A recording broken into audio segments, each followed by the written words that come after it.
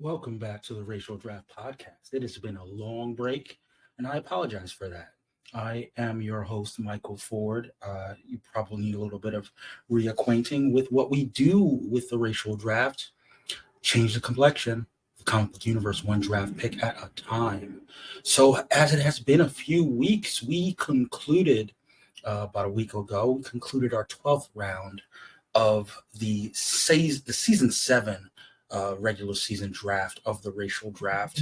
And when we last spoke, it was round 7. So we've got 8, 9, 10, 11, and 12, 5 rounds to make up in this extended pod. It'll probably be released in parts when you get it on your podcatchers. But if you're watching it live, hang out with me for a few hours because we're going to go through a bevy of picks. I don't know if I'm going to be joined by any guests, so it's going to be a lot of pregnant pauses and sips for water, like so, because your boy's got to stay a little bit hydrated. I may take a couple, liquor breaks in the middle just to keep myself lubed up with the devil's sugar. But anyway, let's just hop right into it. Like I said, we've got a lot of picks. Just going to give some sort of broad thoughts before we get into it, I suppose. What we do here with the Racial Draft, these different delegations, of which there are 10, draft their characters for the purposes of representing their culture, representing their race, representing their ethnic group, if you will. Some of these characters are being drafted to stay, sort of remain associated with these groups, and some are being drafted to be race bent. And typically what we do on the pod is we discuss how effectual those race bends might be, or just in general how important those characters could be to their respective cultures.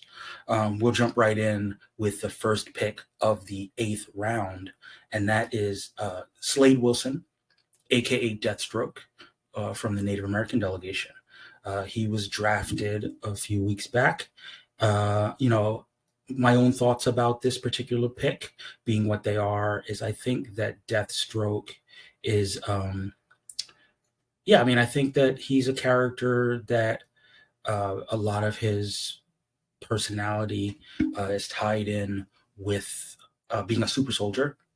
Kind of, he's an older character. The character himself is older, and I think that there has been a tradition for Native Americans serving in the U.S. military, and potentially, there's some interesting places that you could take it with respect to his relationship to patriotism and kind of moving from being a super soldier to a mercenary for hire. Perhaps part of the decision to become a soldier for hire and mercenary assassin, if you will, has been, his status as a person of color, particularly as a Native American. I think that there are some avenues that could be explored with the character interpreted in that way. I mean, we have seen Deathstroke played by actors that are people of color, but they haven't gone as deep, perhaps, as they could go. The closest would be on the show Titans, where he was played by a Latino actor, Isai Morales. And I think there were tinges of that in his portrayal, but I think that there definitely, they could go a little deeper with it. My apologies. I do not at the moment have access to the Twitter poll, the approval poll for this character, but I will get right to it in a moment. Bear with me. Doing it live. You might hear that a lot. Hopefully not too much. However, Native American Deathstroke, 67% approval rating for Native American Deathstroke. And all 67% were strongly approved. And 17% were somewhat disapproved, and 17% racist. Well, that's an unfortunate start. I mean, 67 is still higher than 50%, but still a little lower than 75%. And, sometimes we like to, we like to aim higher with respect to our, we like to aim a little higher with respect to our polls, if possible. If a poll generates, if a poll does happen to generate, 75 or greater, that means that the audience has really taken to it. The reason I stall a little bit is because this next character kind of falls short of that threshold, and that would be Gwen Stacy from Earth 65, the alternate Gwen Stacy. You might know her as Spider Gwen. You might also know her as Ghost Spider. Hopefully not, because Ghost Spider is a terrible name. She was drafted by the Latinx delegation. I would imagine, I haven't heard anything through which the backstory could be reimagined. So I'm going to assume that her backstory is similar to that of her comic book counterpart and or her Spider-Verse counterpart. But be that as it may, there aren't too many references in her character that are culturally specific. Obviously, there was a little bit of discourse last year around whether her story kind of ties into the trans experience. It does happen to be a Trans Visibility Day, so shout out to everyone who might be listening that is part of the trans community, and who are people that they support in their family and loved ones that are trans. We see you. I don't know. That feels weird. Feels weird to say, but anyway, Gwen Stacy, Spider Gwen. She definitely could be Latina, but I think that there are some, because she's been so traditionally associated with the 616 Gwen. I think that more germane to her story than her race is just the idea that this is the version of Gwen that was able to have more agency and not just be fridged the way that the original Gwen was. So for that reason, I'm not particularly shocked that this pick didn't really take hold and resonate with the listeners or the, followers, as it were.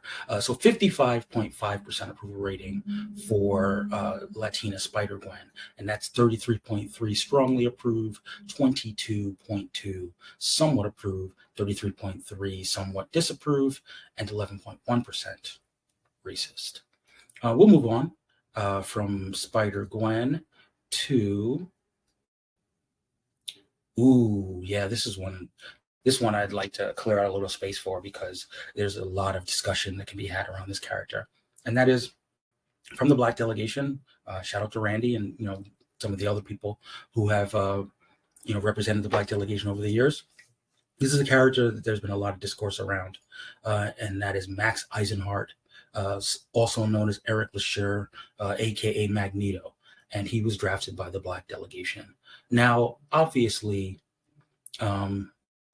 it's well known that Magneto has been traditionally associated with, particularly since the Bryan Singer movies, associated with being in the Holocaust and being a survivor of that genocide, and then being a character who has gone from being a victim, one of the victims of community within the community that was a victim of a genocide, rather, to borderline genocidal himself. That is a big part of his arc, that he kind of becomes the monster that he rose up to fight against. And that also being that because he was, a big part of the Nazi ideology is that of being the master race. And it's somewhat ironic that as a mutant supremacist, he too believes in the idea of the master race, just not the Aryan master race, but the mutant master race. All that is to say that while having Magneto be Black is an interesting wrinkle to the character, I don't know that it is as important to the long-term viability and long-term resonance historically and culturally that Jewish Magneto has. Now, of course, as I said before, there are black Jewish people. There have been black Jewish people, and I think that it wouldn't preclude us from having a black actor play Magneto if he were also Jewish.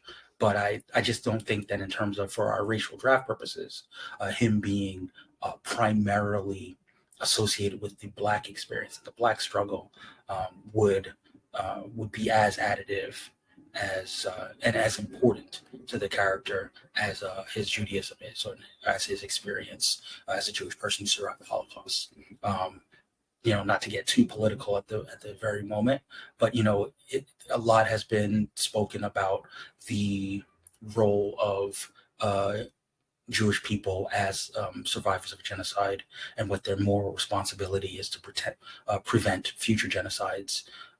So I think that given that, given that uh, moral scape that we're in right now, I think that it is still important to highlight that aspect of Magneto, as he straddles the line between hero and villain. So all that is to say that I'm a little dubious in terms of my own approval of the pick by the Black delegation. I understand why the pick was made. It's very provocative, but I don't know that it fully serves the character. So at this as it finished out in our polling, 50% approval rating for Black Magneto, 33.3 strongly approve, 16.7. I apologize for the noise. 16.7 somewhat approve, 33.3 somewhat disapprove, and 16.7 strongly disapprove of Black Magneto, or Magnegro, as we like to say.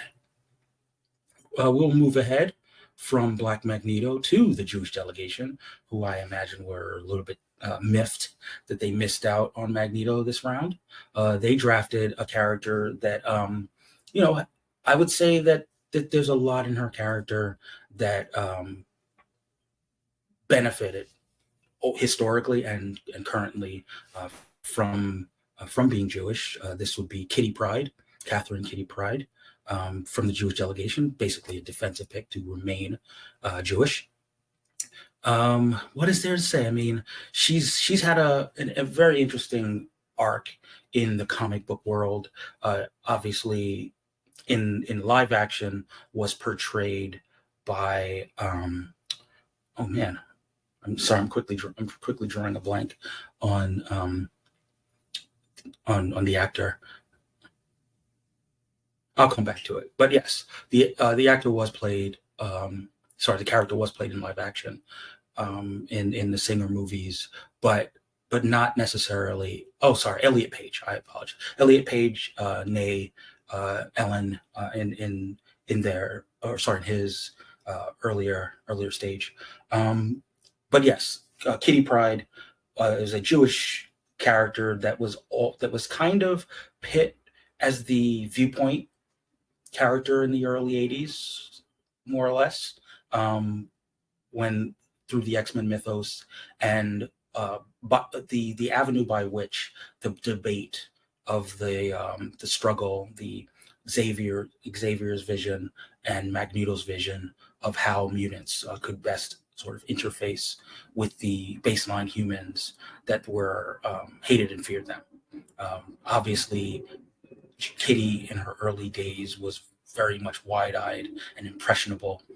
She made some unfortunate choices along the way, as people have the panels to choose it, the panels to prove it. But I think that particularly in tandem with Magneto and Magneto's trying to impress upon her that his struggle need not be her struggle. I think that was one of the major storytelling benefits of Kitty Pryde as a young Jewish X-Man. And I think it sort of remains important. She's one of the few X-Men that, pardon the pun, has the pride, in her heritage, and is able to sort of play the, or not play the, but but occupy and embody the idea of intersectionality. I think we're starting to move into a territory, and something that Claremont had talked about, exploring Kitty's bisexuality as well. So I think that there are a lot of intersectional elements to Kitty, and one of those intersectional sectional elements is, in fact, um, her Jewishness. We seem to have again. I don't know if everyone can hear us. Randy, can I hope everybody can hear me because I? my internet, the way my internet is set up, I cannot guarantee I'll be on for the full time. But I did want to jump on after being away for so long. So Oh, sounds good. I mean, just reintroduce yourself to the people, Randy. I am on Twitter. That's mostly where my presence is on social media. You may know me as Pietro Blacksomoff or any number of variations of names, but yeah, I mean, I've been with the racial draft for a few years, and I'm happy to be here. So I got to ask. I mean, you're on Twitter. Does that mean that nudes are in bio? I mean, that seems to be the thing that's happening right now. And I don't have the body for it, unfortunately. But so but I'm not sure how much that you caught. Before I added you to the show, we were just talking about Magneto from the Black delegation, that draft pick. You have an opportunity to maybe speak a little bit more to defend it. We had just concluded a discussion, sort of a tandem discussion, with respect to Kitty Pryde, the pick that came right after it. And I was making the point that I think that her role, kind of as the conduit for that debate between Magneto and Professor X, in terms of uh, what the proper posture, uh, mhm, if you will, of how mutants should interact with baseline humans. Her being Jewish, just like Magneto was Jewish, I thought was particularly beneficial to the storytelling in the early stages of the mhm. Claremont run. But since you did draft Black Magneto, I'd like to hear, and obviously the listeners would like to hear kind of what your thought process was behind Magneto as a Black man. Well, on the surface, it's very easy to kind of sit there and be like, well, he's got a thing coming up. And so, but like, yeah, but at the same time, you can still sort of it would behoove you to sort of bear in mind that we have a history of how the civil rights era. Uh oh. Hear me? Yep. Oh yeah. We lost it like the last 10 seconds. So just after civil rights era.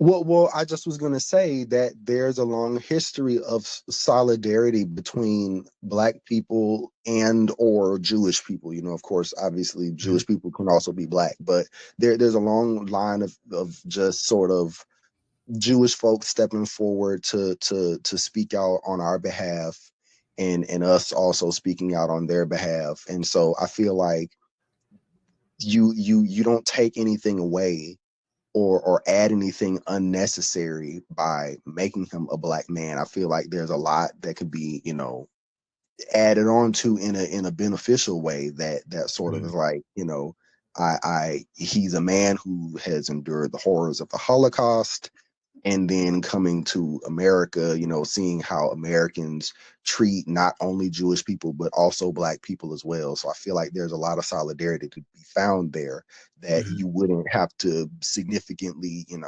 there wouldn't be some sort of like key missing element by making him Black. That's a fair point.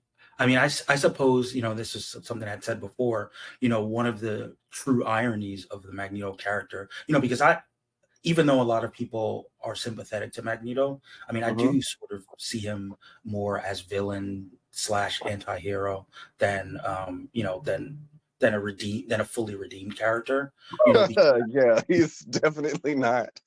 He still has that very that streak of righteous anger about him, and yeah. Well, I would take it a step further. I think that it's very much kind of Shakespearean tragic that Mhm. he's sort of become the thing that made him the monster that he in fighting the monster of supremacy. He became a supremacist himself. And I Yeah. think that that's so important to fleshing out the character that as a black man, it's almost like there's a version of Magneto that's more righteous as just a black character, um, Mhm. whereas you know as a Jewish character that kind of came of age during the Holocaust, came of age, fighting Nazis.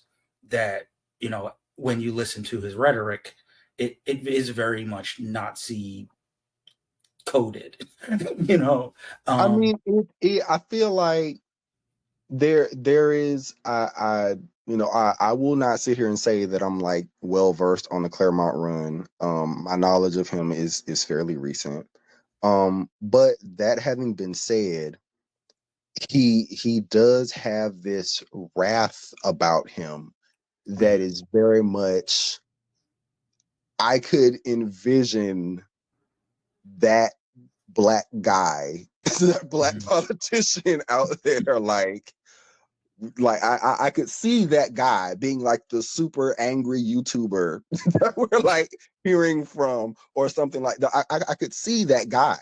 So mhm. it is not difficult for me to sort of imagine him. Of course, obviously not, I'm a YouTuber, but still, like, just being kind of that outspoken personality that wants to sort of lash back out at the oppressor. And then when you sort of, on the surface, it's like, yes, it's about black liberation, but then the sort of details of what that entails is like, oh, so you want white supremacy chocolate coated is what you want. I Like, mean, so you so know so so Hotep Magneto is what I'm Right, hearing. right. That's exactly what it feels like. It feels like I could easily sort of feel like, yep, just put a black skin on it, and yep, that's Magneto. Yeah. So it doesn't feel like it's super easy to identify that with a lot of people that we've sort of seen in media and stuff like that, and whether aspiring or actually on in the mainstream. So I mean, I feel like, this is obviously kind of beyond what we do here at the racial drafts, but I do think that there would be room for a character that was basically Magneto's son, who was mhm, black, yeah. who was just that fully, just like that was his character's arc, that I Magneto, mean, for all intents and purposes, because they recently did a Magneto solo miniseries. That was essentially what they wanted that character to be. Irie, she was like, you know, has fiery base powers or whatever, and it was like Magneto sort of had himself reflected back in the mirror, and it's like, nope, too much, too much. So it was very interesting to see, and I'm like, that's sort of one of the long litany of things that I mourn about the loss of the Krakoa era is that characters like that, we will not be seeing them for the foreseeable future. So. Well, look, not to too much open up your strategy, but I believe that Polaris is still out there, not drafted. So, I mean, to the extent that you really Hmm. want to go full, because again, Polaris's character, she's there's much more of an open canvas to what her character could be, and I Yeah. think that that would be a very interesting spin on Polaris that and especially because Magneto didn't raise her, Mhm. having the same kind of magnetic powers and have her arc of what she endured growing up as a black woman and Yeah. having being a black woman with magnetic powers, like could really be an opportunity to flesh that dynamic out. That is true. That is true. but we'll keep going. We'll keep going. We're still, just a few picks in. This is another defensive pick. This is from the East Southeast Asian delegation, and Emiko Queen, aka Red Arrow, was drafted. Do you have a lot of exposure to this character, Randy? A bit here and there. I read the Teen Titans run with her in it, and then the thing with her adventure with Stargirl recently. Okay, so you haven't read her arc in the Green Arrow Nope, mythos. not yet. Okay. Yeah, I mean, it's Green Arrow's a little weird, just kind of like because they're very, and this is kind of tied into some of the other picks that the East Asian delegation have made. A lot of his mythos is Asian coded, um, Hmm. although Oliver himself is not. you know Right. so one of the many situations where his father has had dalliances in Asia. The Hmm. product of one of those dalliances is his obviously half sister, but sister, Emiko Queen, who's Japanese and started out, of course, as a villain who wanted to kill him, but as you do when you find out that your father's a colonizer. But eventually was brought into the fray and is now part. I mean, they've done I think underrated about DC right now is they've been putting a lot of energy into expanding out the various families. Hmm. Oh, like every hero kind of has a version of their Bat family, Yeah, and yeah, Emiko is part of the Arrow family. I yeah. recommend those 'Cause- books. The books are good. yeah, because for a good long little minute in the I guess early 2000s, and especially like around the New 52 era, they acted like they were ashamed of their expanded families, especially characters that came out in like the yeah. But yeah, they're doing better now, and I'm very happy Yeah. about that. So, Well, I think a big part of it, and we've talked about this before, is that having the city is really important. Like we mhm, kind of know what Gotham is and what Gotham is all about. yeah, It's kind of like a thinly veiled pastiche of like New York and some of the other East Coast kind of industrial cities. hmm, Whereas Star City, they over the last few years, especially under the Percy run, they really kind of helped to reimagine Star City as as basically Seattle. And being a West Coast city kind of means that there's a more substantial Asian community, that hmm, Asian communities plural, than kind of what you get on the East Coast. Not to say there aren't Asian communities on the East Coast, but they tend to be not as kind of well integrated into the city's mainstream. And I think okay, that's sort of helped. I think that's sort of helped to kind of bridge that gap of all of the sort of Asian influences in the Arrow mythos. And there's still a lot more work to be done, but I think that that's given uh, these characters a better sense of place and a better hmm, way of distinguishing them of just kind of like it's a lesser version of the Bat family.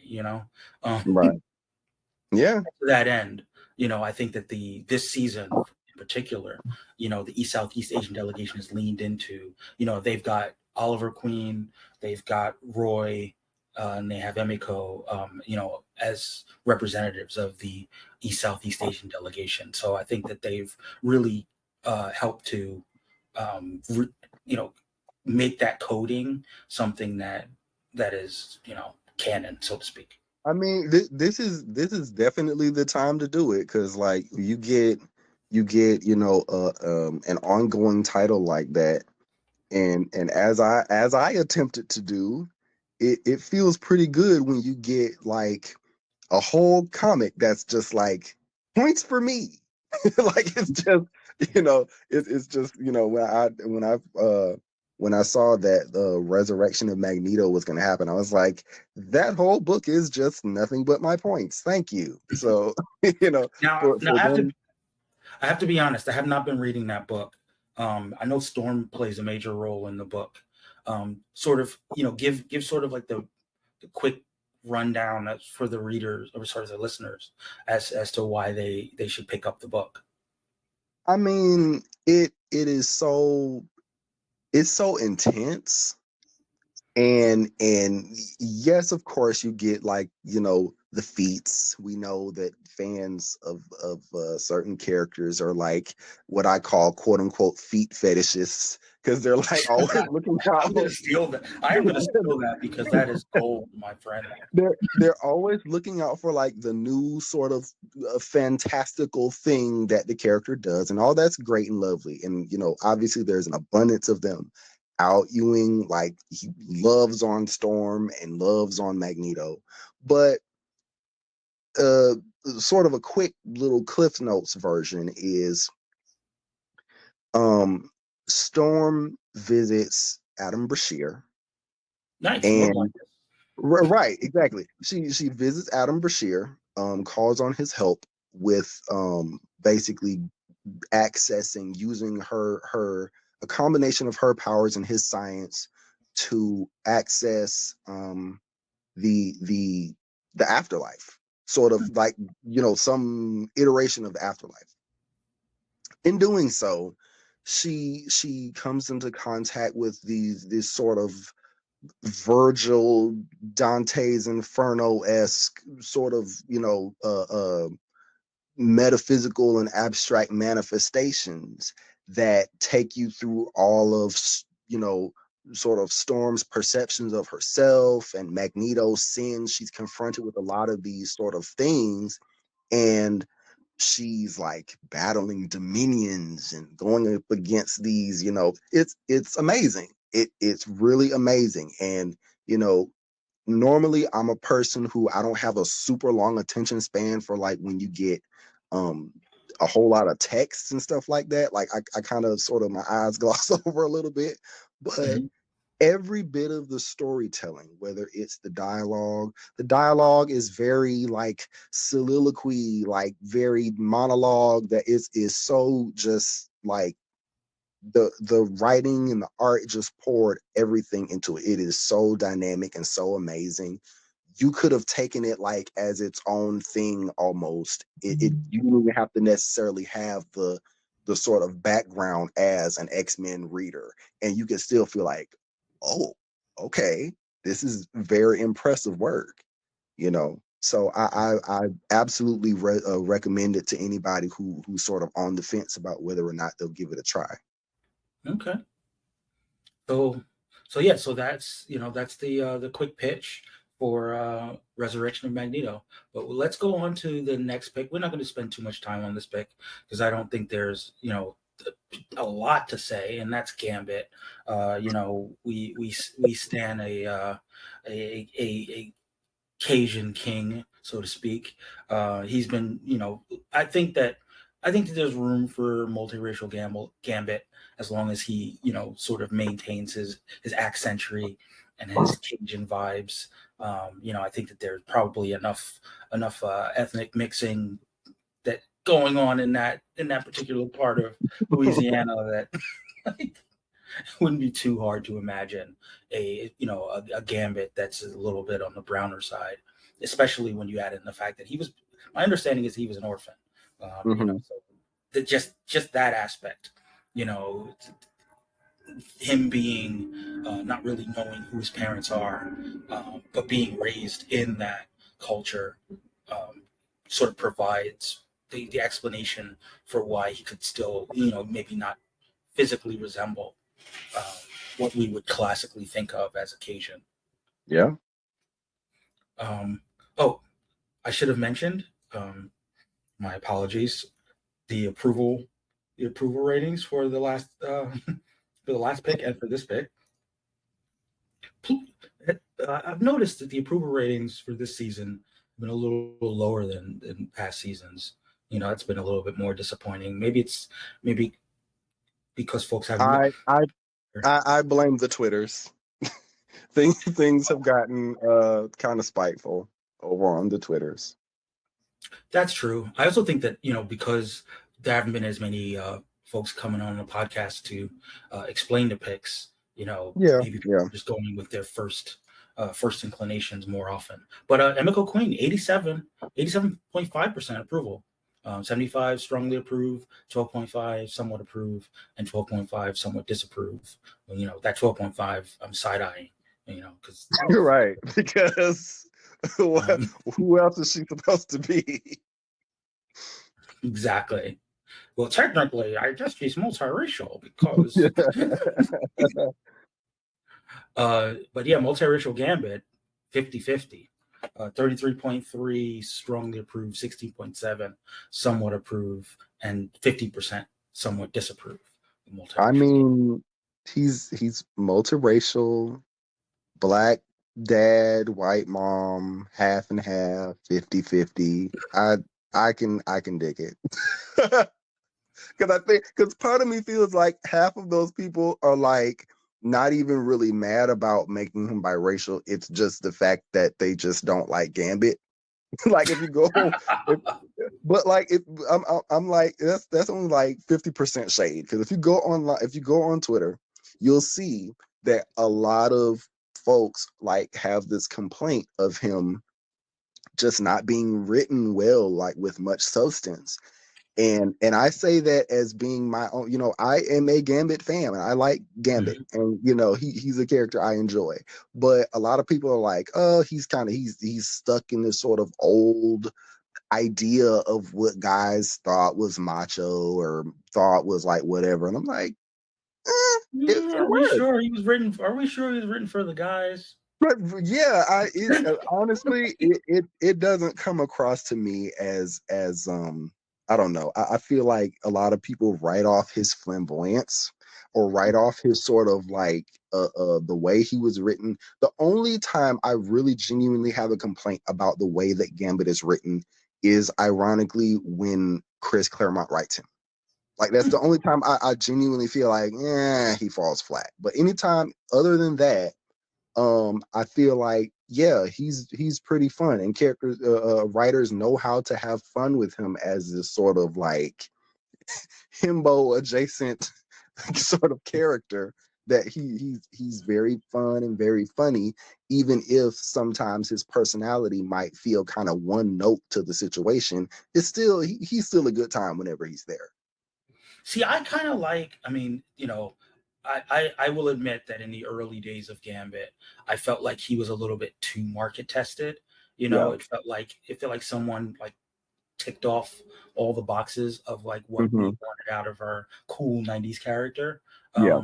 But that wasn't necessarily a reason to hate him. It was as much of as a reason to side eye him as kind of like a marketing scheme in Yeah. search of a storyline.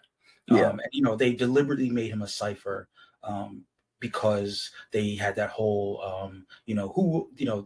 there was a big storyline in the '90s around when Bishop showed up, that one Hmm. of the X-Men would betray the X-Men, and Gambit was one of the high end candidates because we didn't Yeah. know a lot about Gambit's past, Right. and him already being somewhat of a untrustworthy character as a thief and as a bit of a rogue and a ruffian.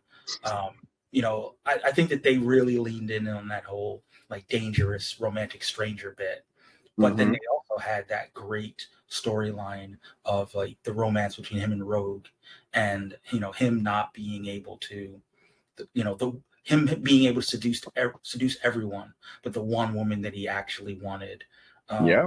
couldn't touch. That's very romance novelty, and I think it's gone a long way to his enduring popularity among the female fans. That if you got into X-Men as a teenager, that's pretty much catnip for you, the Rogue Gambit romance. Um, but I mean, now obviously they're married. They figured that little problem out. They can be together. So it's it's a little tougher because it's harder to see him as a full-on solo character now, Hmm. um, as much as them as a pair. Rogue and Gambit, you kind of can't have one without the other. I think it's going to be interesting to see how his storyline plays out in live action whenever he's introduced to the in the MCU. Hmm. I do think they're doing a great job of rekindling that emotion on the X-Men '97 cartoon. Yeah. And So frankly, I feel like I'm trying to think. I believe it was Kelly Thompson who wrote it. I Well, think so. whoever it was did a very good job with Mr. and Mrs. X. I thought that was very well done, and it's like it Right. gives the dynamic of they're still kind of flirtatious toward each other, even though they're a married couple. Like it didn't evolve, it didn't devolve into like Marge and Homer, right? So it Right. was Right. like they still have that fire to them, and now you're able to also see them sort of work through past sort of conflicts or past sort of snags in their relationship. And you see them again later with Rogue and Gambit, the recent title, that they were like, yes, we love each other, but we clearly don't see how to address so and so situation. And then on top of that, you throw in the fact that like Mystique and Destiny freaking hate Gambit. They just like hate him with a flaming passion. And so you get that sort of that funny dynamic of like just they work so well bouncing off of each other. They really do. And as long as somebody like remembers to do that and doesn't like sort of manufacture something that um causes them to sort of have this rift or whatever. But I mean, Gambit as a solo character, I feel like the only thing that really keeps him from having um sort of solo potential is the fact that people keep going back to the same theme of like anytime he goes back to solo, oh, here comes the Thieves Guild. Oh boy, what are they up to? Like we we get it. He's a thief. He's part of the guild. That's not all that he has. And I feel like the storytelling is stuck in the past, and that's Mhm. sort of what gives you the impression that Gambit himself, he's had a lot of development since then. Mhm. And it's up to them as the editorial office to sort of realize that and accept it and move on. Interesting. I mean, I don't mind that he's got that past of being a thief and Hmm.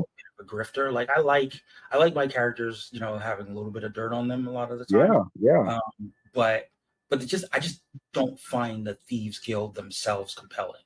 Right, Um, exactly. They're not. yeah. They've had like we got the substance of them way back in the 90s, and that's all fine and dandy.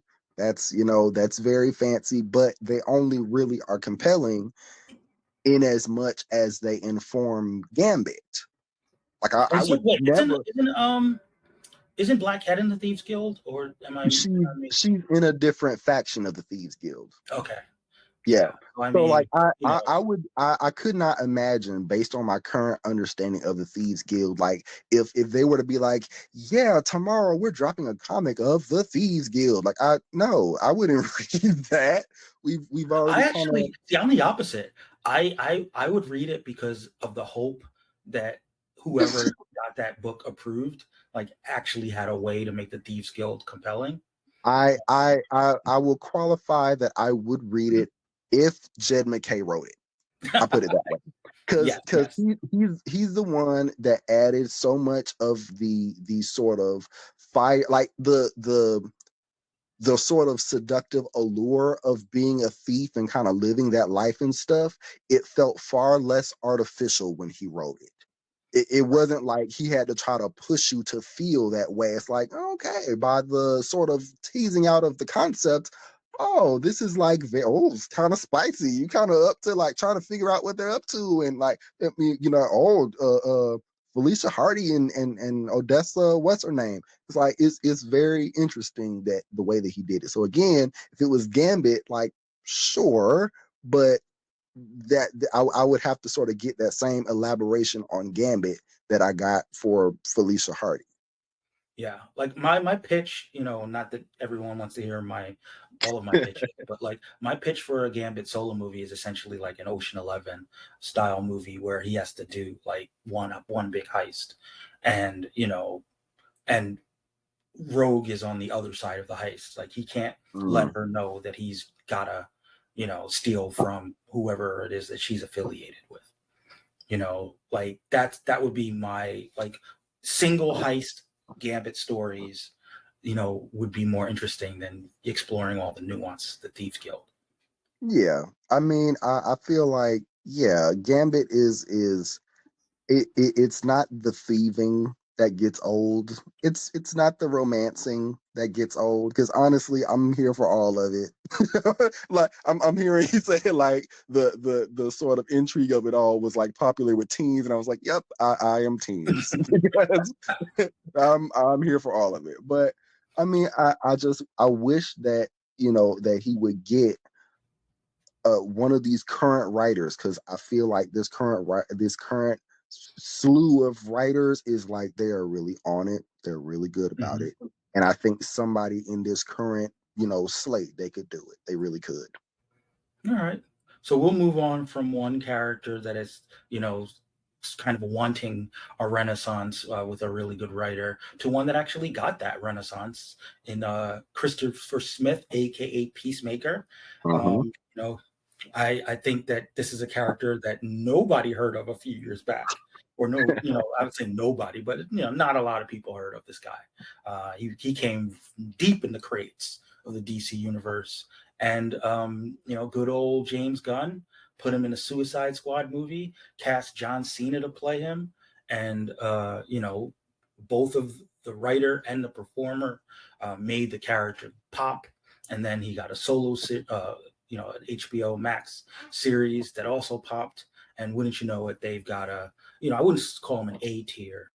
I wouldn't call him an A tier hero, but he's in the passing realm on your report card.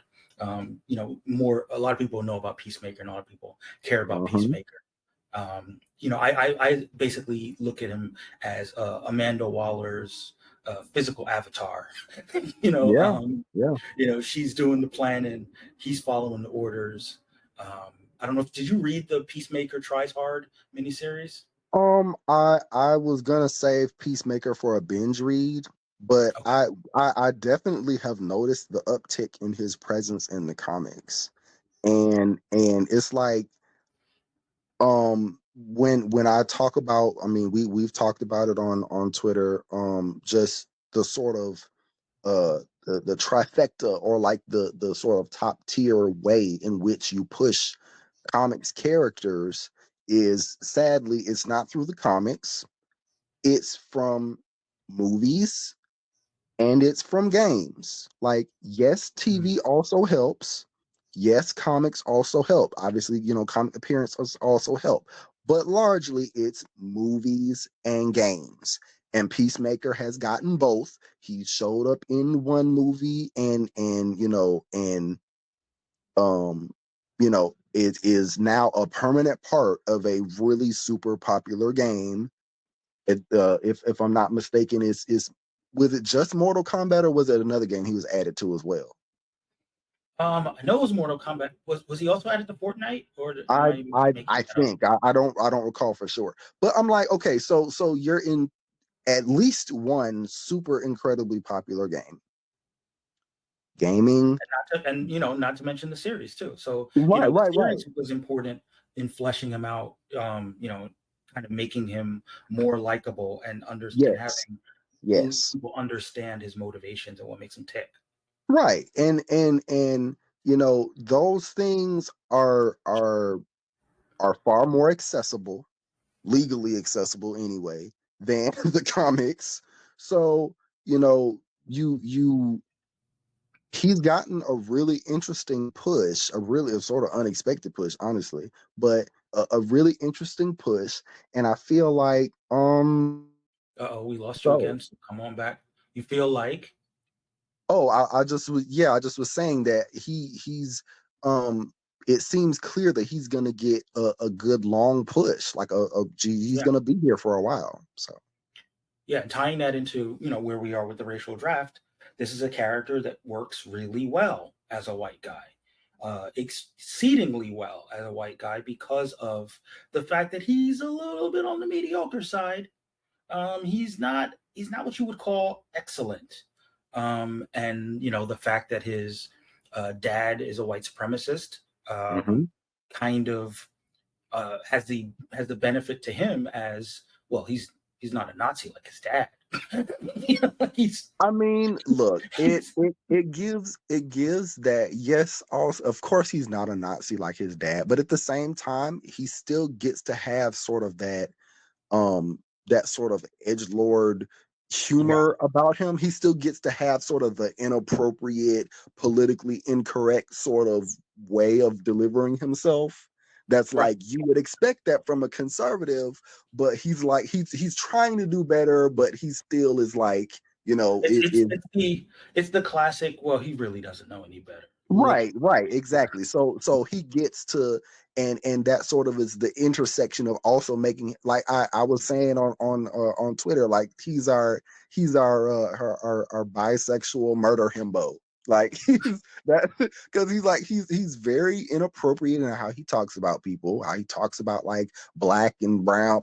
He's very inappropriate, but he's trying to do better. But also he wants to bring about peace by murdering people. So like he is just very interesting how they sort of found their perfect little place for Peacemaker, and it is sort of ingenious how they managed to work it out.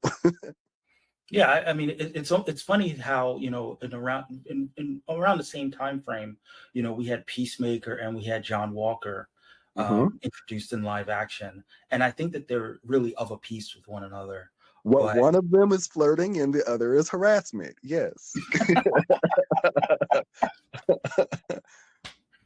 but again, I think that if John Cena played John Walker, he would bring the same qualities to the performance that would kind of soften his I, soften I his. think that's fair. That's fair. But all that is to say, big coup for the white delegation. It's really hard, when you're making these defensive picks to have a character that actually does feel like he's enhanced by whiteness. And Hmm. that, I would give the nod to Peacemaker in that respect. However, I'm looking at the approval polls here. For some reason, it's not coming up. I may have to open up my phone. Oh, there it is. There it is. Surprisingly, only 66.7% approval rating for Still White Peacemaker. 50% strongly approved, 16.7 somewhat approved, and 33.3 somewhat disapprove. But like you said, maybe that's more of an indictment of the people not liking the Peacemaker character than Yeah. just the idea of Peacemaker remaining white. Because honestly, it'd be really hard for me to imagine Peacemaker as any other race. Yeah, I couldn't even make the case for him to be black. Like his No, no, his father his father was Uncle Ruckus, I guess. Like I don't know. no. It'd be really hard to like that. Like that character would have to be a full-on villain. Black Right. Peacemaker is like, yeah, that's just Coonmaker. Um, Moving on from one character that's hard to imagine not being white to a character that's a little easier to imagine not being white, to be honest, and that's Norman Osborn, the Green Goblin. Yeah. Obviously, he is a rich man, but he's also a man that struggles with mental illness and doesn't seek therapy. So I feel like that's it's That's kind somebody I of know. he's a man of color who has a lot of money and is a menace. and passed on being a menace to his child. Are we sure? And he's got waves. However, he was not drafted by the black delegation or even the multiracial delegation. He was drafted by the Swanamena delegation, which probably was a points play, if we're being honest. Because they don't have waves like that. They don't have waves like that. But yeah, 80% approval rating for Swan and Norman Osborn, 60% strongly approve, 20% somewhat approve, and 20% strongly disapprove. So pretty good showing. That's the character. I mean, he knows no he needs no real introduction. We all Yeah. know the Green Goblin. If you're a Spider-Man fan, you know the thing, you know the deal. But like I said, I do think that he could benefit from being, if not Swana, or some kind of man of color in whatever new incarnation we get. We're gonna get him as a black man in what was it, Friendly Neighborhood Spider-Man. We lost Randy for a bit. Maybe he'll be back, but yeah, we'll move on until Randy can join us again. From Norman Osborn to Charles Xavier. Randy, are you back?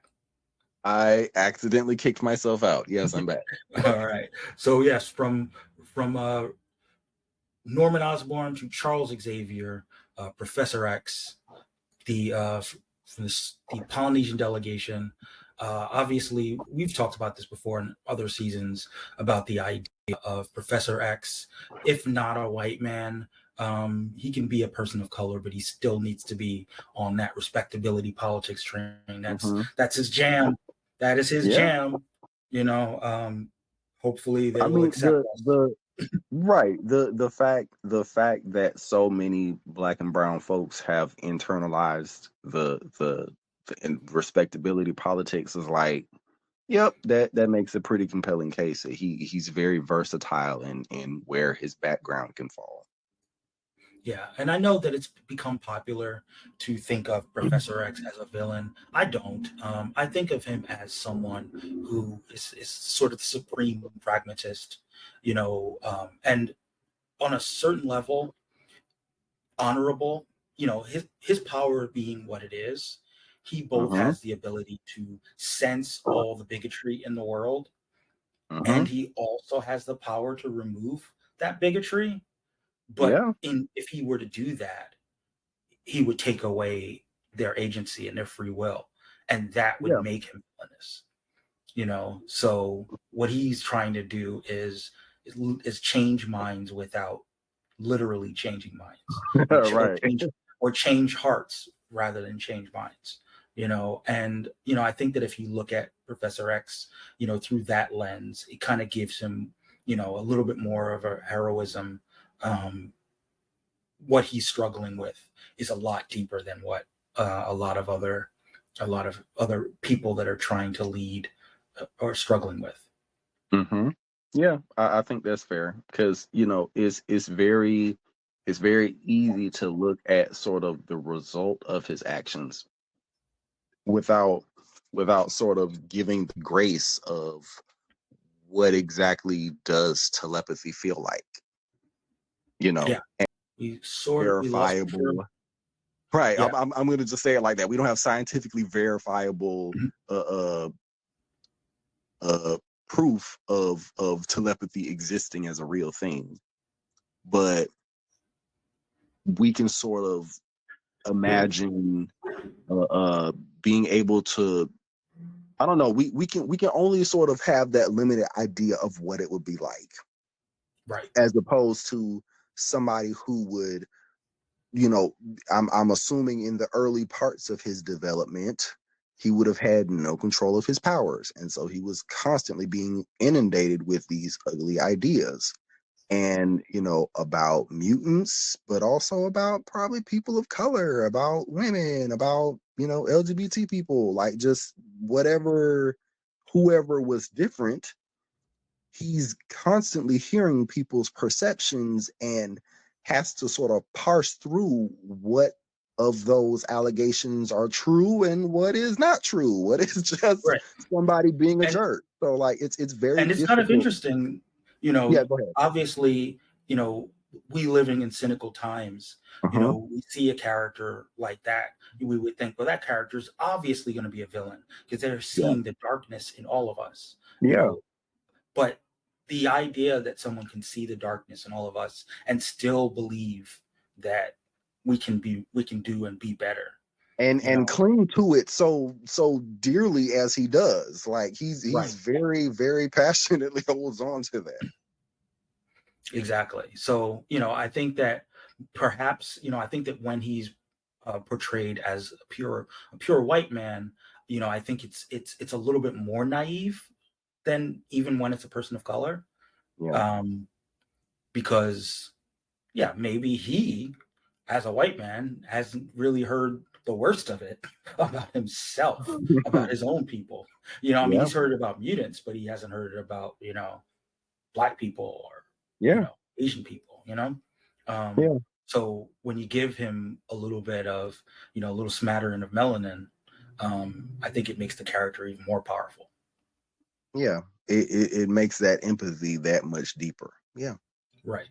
Um, and yeah, so approval rating wise, got to do the math on the fly here. So our 71.5% approval rating, 42.9 strongly approve, 28.6 somewhat approve, 14.3 somewhat disapprove, and 14.3% racist. And that's Polynesian Professor X. Uh, this is a good appropriate pick for we've been staying in the realm of the X, and since X-Men '97 has been kicking around, who better than the South Asian delegation's drafting of Morph?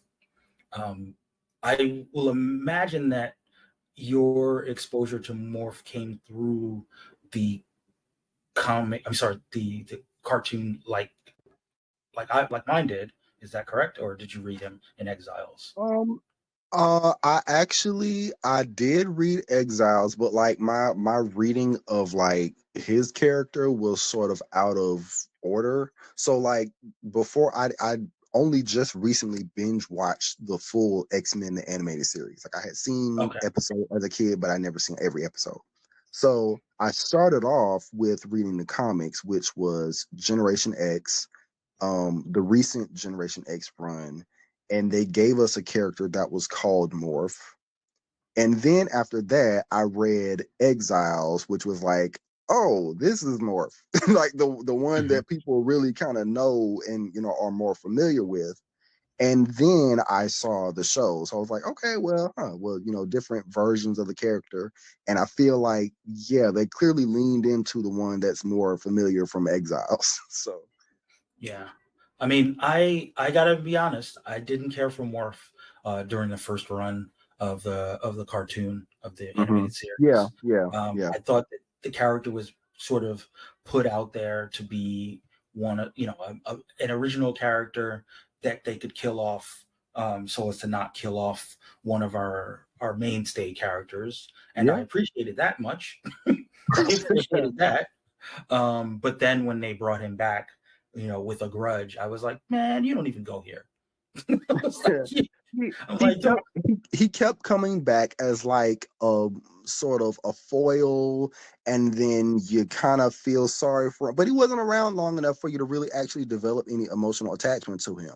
So it's like, okay, are you gonna stay this time?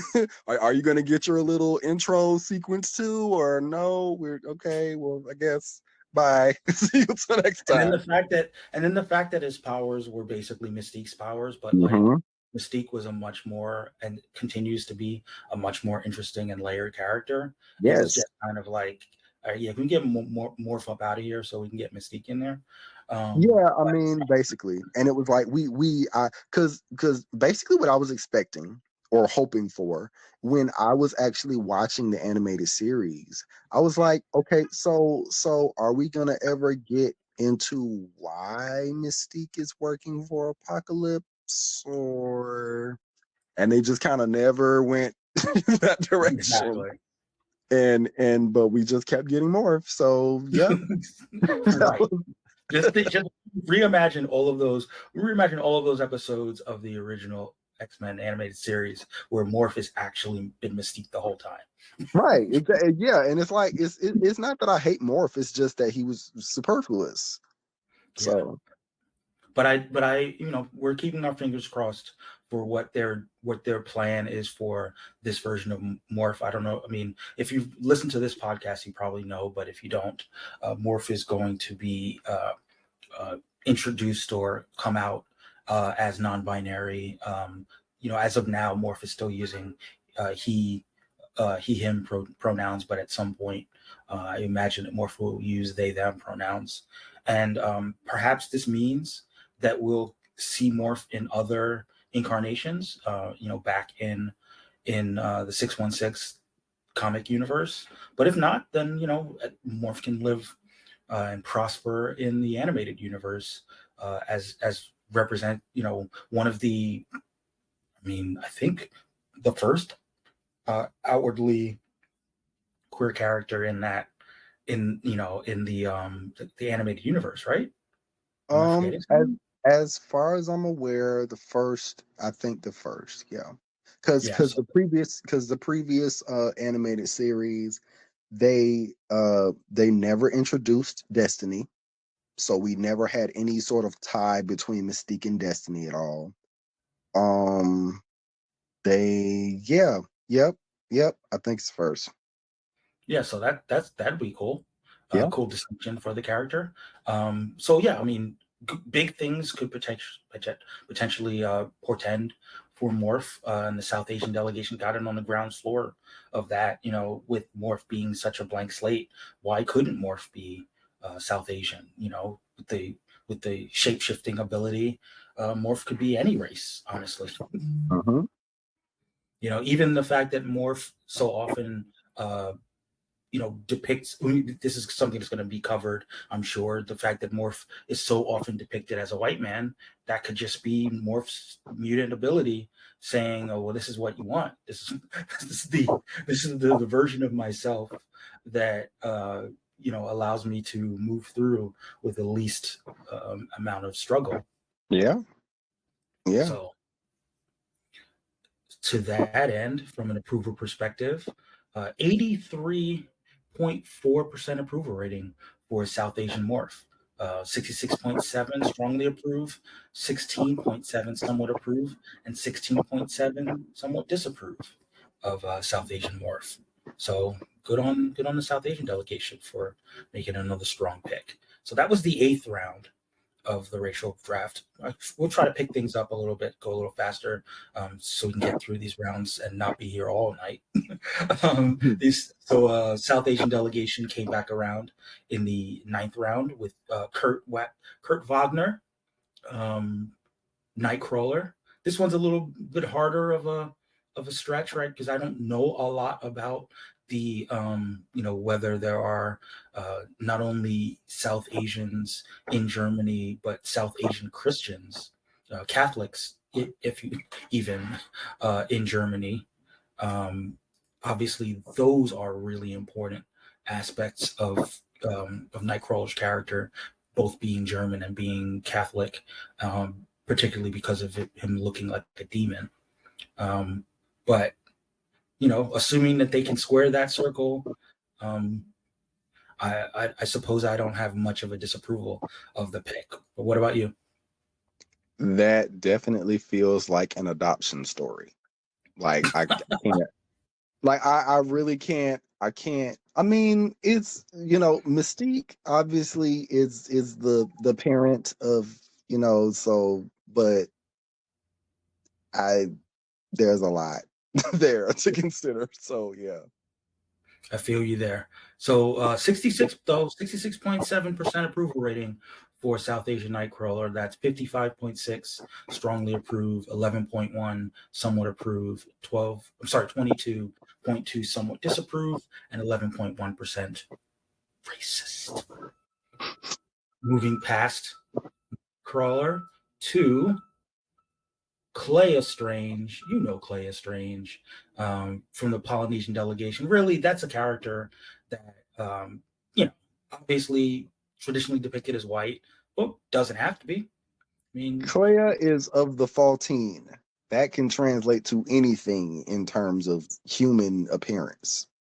So, correct, correct. And we covered this earlier, but Stephen Strange in this season was drafted by the Polynesian delegation. So, we got Polynesian human, Polynesian Faultine. The Stranges. Have you been keeping up with the Strange book? I have. Yes, yes. So, how do you like the idea of Stephen and Clea as kind of your married sorcerers supreme. I mean, it is certainly something that you don't see every day. You get sort of this idea that a magical character, um at least over on Marvel side, I can't really speak elsewhere, but that they sort of are like so powerful and so burdened that they sort of feel like it's unfair to be in love with anyone else almost. Like you don't really get to see like when I'm trying to think back if it was Scarlet Witch. I think she may have had a relationship with I don't think her relationship with Jericho Drum featured in her solo thing. But that's sort of my point. I can't really imagine or remember a time when you see a magical character who is actually featured prominently. Like, you get to see like a Glamour and Illusion or something like that. They're little side characters that nobody really cares about. But Mm-hmm. when you see like a Doctor Voodoo, or you see a Doctor Strange or a Scarlet Witch, you don't really see them in relationships. They're sort of above and Or not to cut you off since we lost you for a second, but typically we see the dysfunction in their relationship more so yeah, than them in a yeah, functional relationship. right, exactly. That's sort of hate that I got cut off there, but that was my the point that I was driving at. That basically you see them more as like they're sort of burdened and they just don't really have time for that. So Mm-hmm. to see them be happily in a relationship, even when they're disagreeing, they still are like kind of respectful and cordial about it, and um unafraid to sort of voice, I don't think you're approaching that the right way, or maybe that was out of line. You should have done da da da da da instead.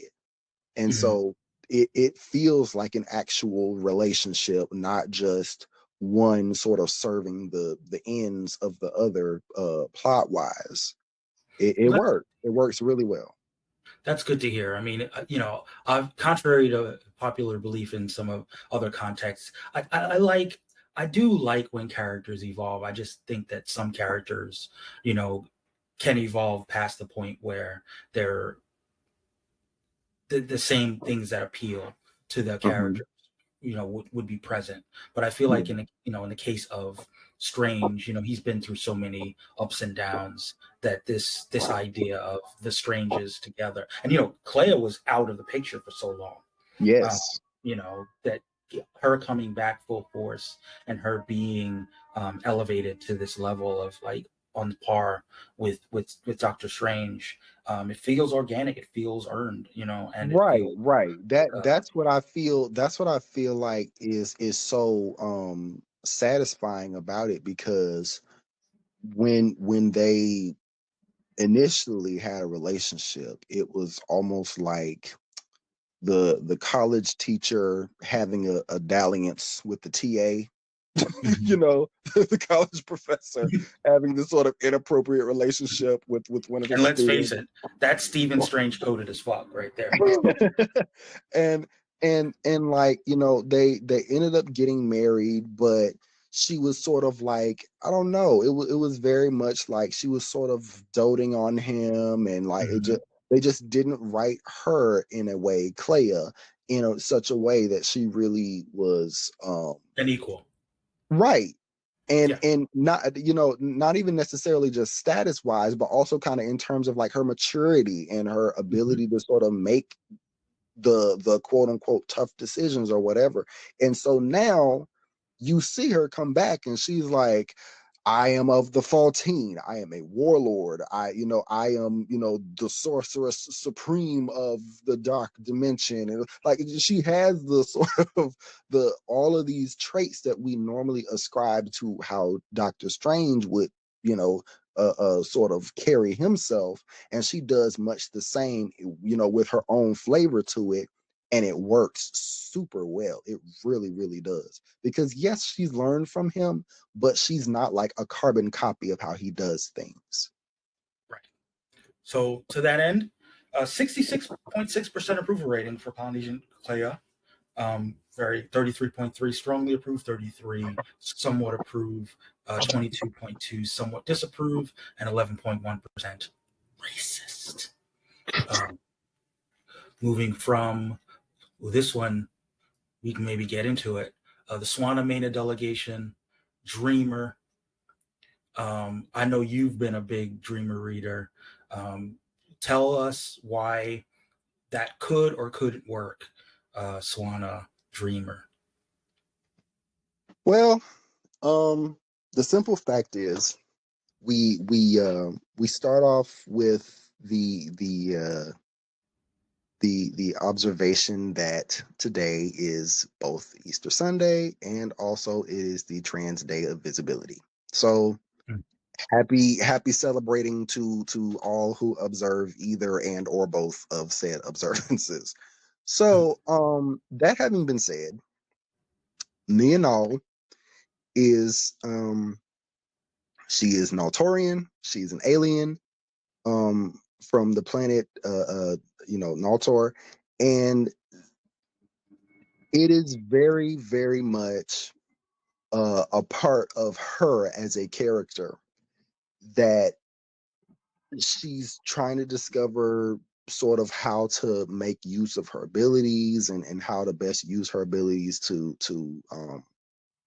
thwart these impending disasters and all of that. I feel like you could look. I'm trying to think of how exactly to articulate it. Mm-hmm. Is her story is very much about not denying but embracing who she is, Mm-hmm. embracing the power of who she is as a person.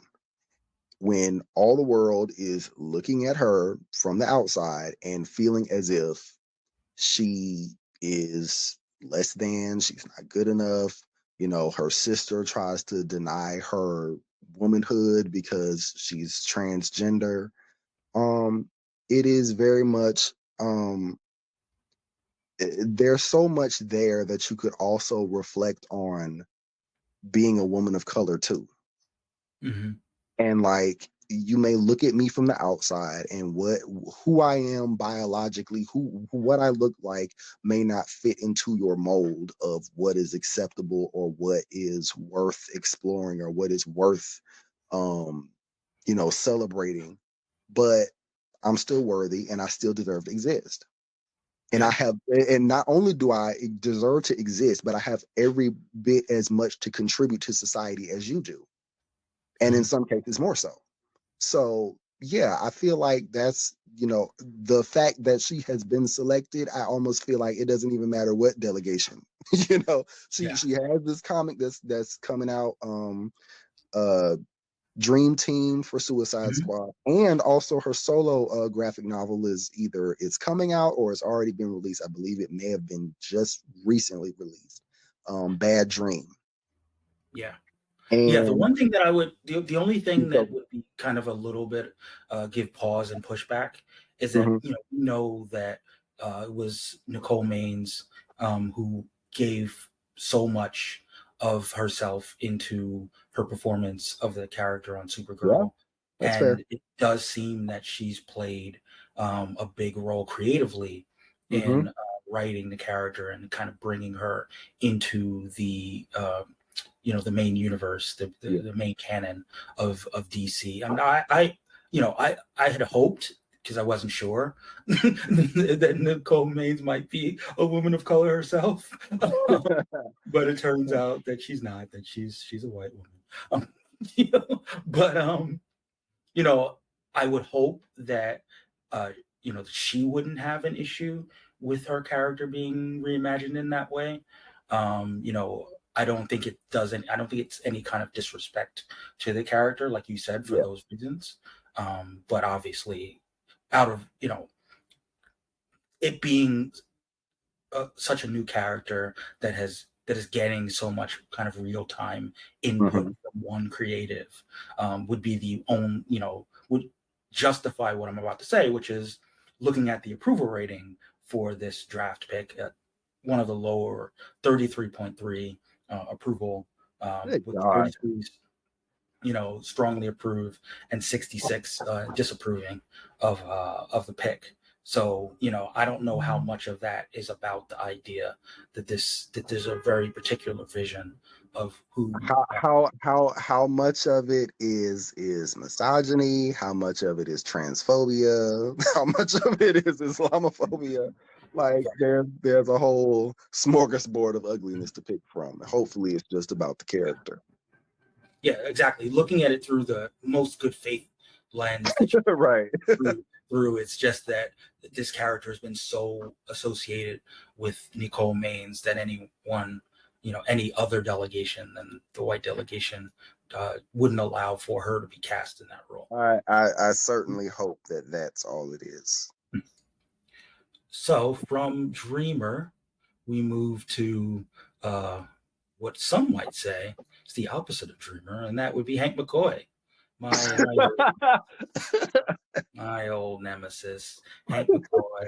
It feels right that he was drafted by the white delegation off of the Dynasty roster. Hopefully he finds his way back to the Dynasty roster. It's really hard to imagine. I mean, it's not that hard to imagine Hank McCoy as not a white guy, but let's face it, if he's anything other than white, he's a sellout, because that's what Hank McCoy means to me.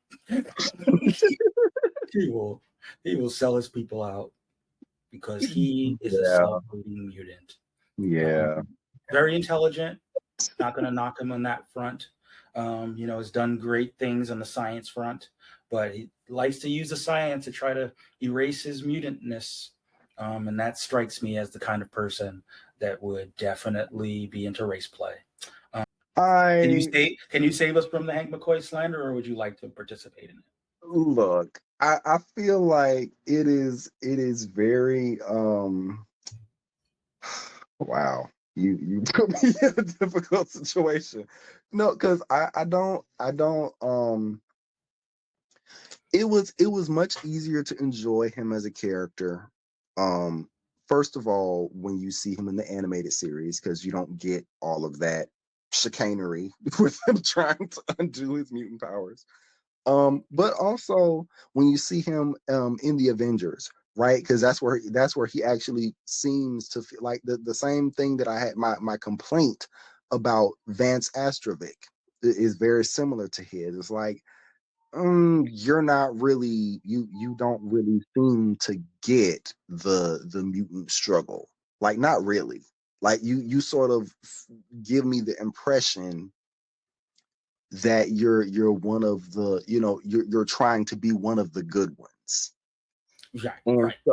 And so that sort of allowed me to enjoy them more on the Avengers team, because they're not a team that really addresses mutant racial ethnic genetic stuff at all. Like they don't get into it, so you get to just have like, oh yeah, cool adventures. But then when you actually see them alongside other mutants, it's like you kind of, you're like, I don't want to be on the team just because I'm a mutant. I'm I'm more than just a mutant. I'm a person too. It's like we know that but you sort of have this way of how you view things. And then on top of that, Hank McCoy is afflicted with the Marvel scientist curse, which is that he's like, yes, he's a super genius, but he is going to inevitably have a descent into like this ethical, moral quandary of like, mad science right? science for Can you science's sake. be can you be a Marvel scientist if you do not dabble into the darkest parts of mad science? Like that's just, you just can't. Not really. Like you can't. I'll put it this way: you can do it, but you can't become a popular character and still keep your good name. You cannot become a popular Marvel scientist unscathed. Period. There is not a single one that is like, Moon Girl. But like if she gets too popular, oh boy, they're gonna have her suddenly like Yeah, trying look, to. no, here's the thing. Moon Girl is currently, I don't know, she's probably about 14 now. You know, when she hits like college age, she's gonna go through a whole mad scientist phase. Right, It's right. coming She for you. it's coming for her. It's sneaking up on her. Like she cannot go through and be a scientist and be unfazed. Even little Valeria Richards is like, "Yep, my godfather is Doctor Doom. We're sure going for it." So you know, they that Look, is something that listen, I'm calling it now. Season 3 of the Moon Girl animated series. We're gonna meet either future Moon Girl or alternate universe Moon Girl. right, Who is evil? dystopian Who's evil evil? future moon girl. I mean, it's inevitable. So yes, Hank McCoy very much is like he is bouncing beast, you know, over on the Avenger side. But when you actually look into his mutant feelings, his feelings about himself as a mutant and about mutant kind, sort of overall, it is disturbing, and you kind of feel like, And mm, that's and that's kind of why I like him as a white guy more so than a person of color, because there's a little bit of a tinge of, if I didn't look like a big blue fur ball, yes, I'd yes. be able to like I'd be really able to get it popping. smother myself in some of that privilege. Taste some of that sweet, sweet Caucasian privilege. It's right there for the taking. I'm Right. Because right well, there. I certainly have the intellect for it. I have the pedigree. I've trained under Professor Xavier. I have the pedigree. If only If for not only, having this accursed blue fur. or If even only I before didn't look that. like if only I didn't look like one of these monkeys. Like, I yeah, curse, I curse my bestial nature. that is absolutely Hank McCoy.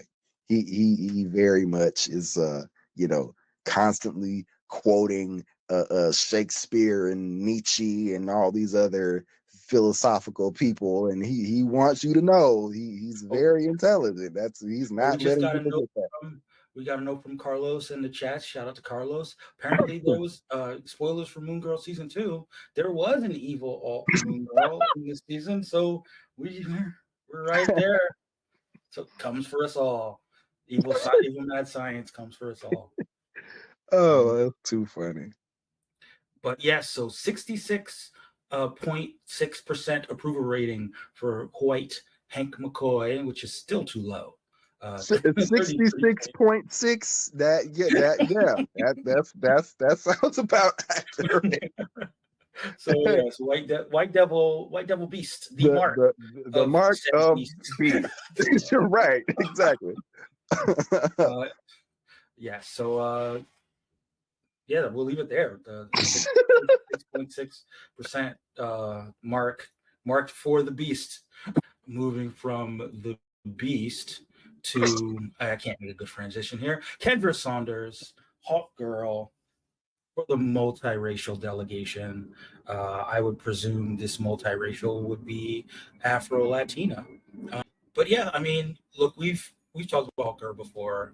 I think that uh, I know she's going to be played by a Latina actress, but a non-Afro Latina actress. For me personally, it's hard to imagine uh, her not being black. Um, Kendra Saunders is very black coded, even if we acknowledge. I mean, in the comics, I believe she's Cuban, Hmm. um, and there are, of course, Afro Latinas who are Cuban. So for me, it works. For me, it works.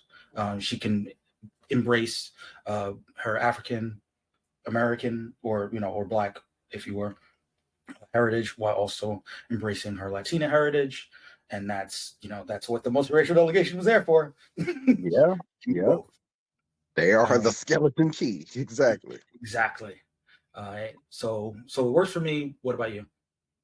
Yeah, I like it because I mean we had the Black Hawk Man, and then to have, I mean, obviously they're not the soulmates, but still having that family be like sort of that hero family be uh fly like birds, that it works. I like it. Yeah. So the people somewhat disagree. 60% approval rating, 40% strongly approve, 20% somewhat approve, 20% somewhat disapprove, and 20% racist. I mean, and I still feel like the somewhat disapprovers are like, but what about Hot Girl from the animated show? Even though that's not even the same Yeah, that's not character. Kendra Saunders. but Oh, you know but what it is? but Oh, I just remembered.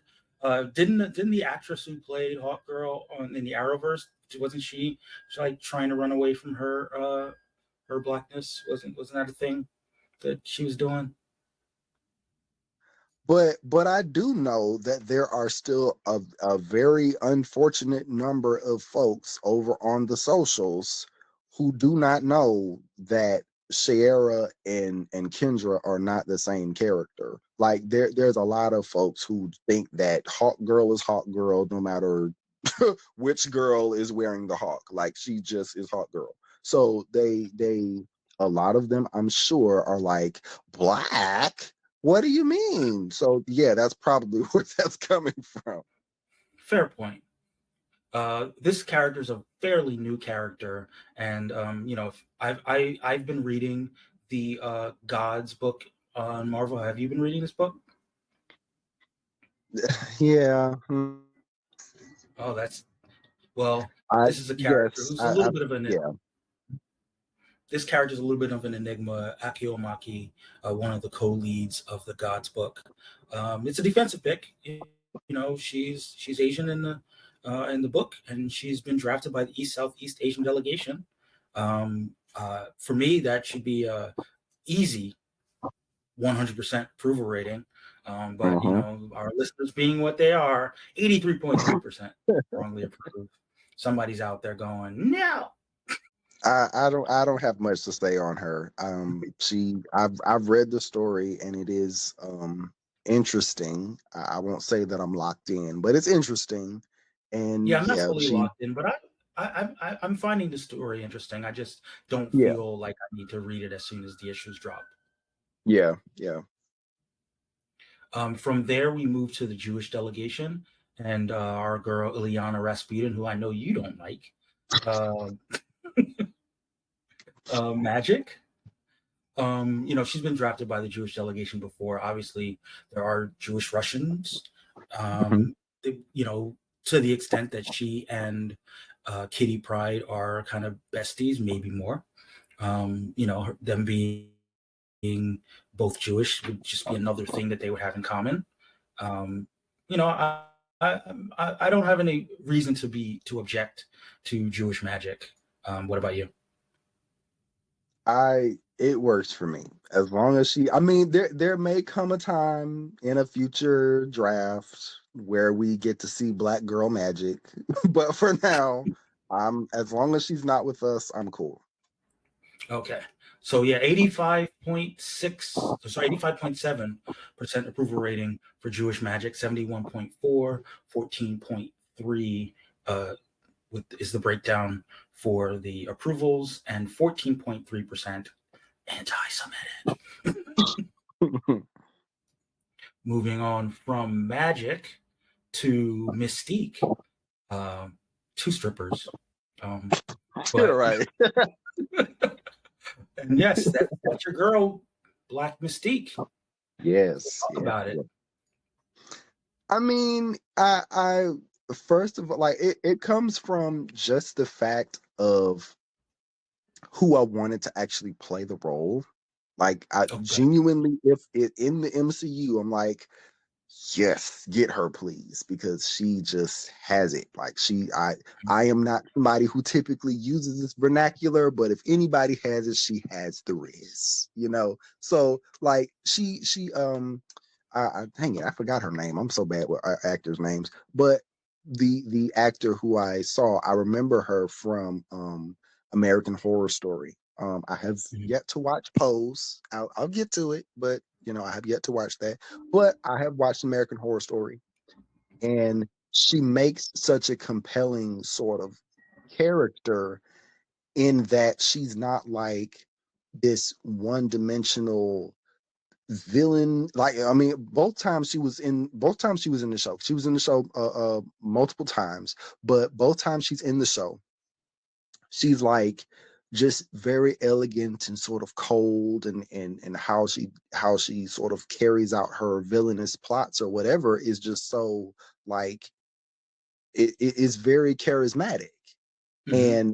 And it really worked for me that I'm like, somebody get her that little red-haired bob and the little white dress. Like, just, yes, put her in. She needs to do it. That's just, it worked.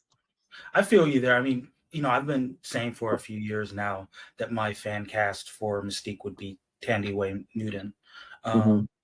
who also brings, in my mind, a similar amount of, grace and gravitas, but toughness as Yeah. well. I think that one of the, we in our earliest stages of sort of mainstream introduction to Mystique, we got Rebecca Romaine, who did Mhm. an admirable job of giving that character, an edge, Yeah. that she did a lot with a little in Yeah. terms of performance. And of course, Jennifer Lawrence, she brought a little star power to the role, but they, given what the arc for her was, she wasn't really allowed to be a boss in the same way that Right. that we kind of would like to see Mystique. And no shade to Jennifer Lawrence, but Jennifer I Lawrence mean, a little has bit of shade. become, Just a little bit. Like, yeah. I mean, she was good for up and coming Mystique, but not mhm. so good for Mystique and fully formed. And Yeah. I think a lot of that has to do with the fact that sometimes Jennifer Lawrence doesn't feel fully formed as an actress. Like, So I personally would want an older actress, especially because one of the under uh, talked about aspects of Mystique is that she's not supposed to be young. You know, yeah. she's been around, she's been with us since the 1800s. Yeah.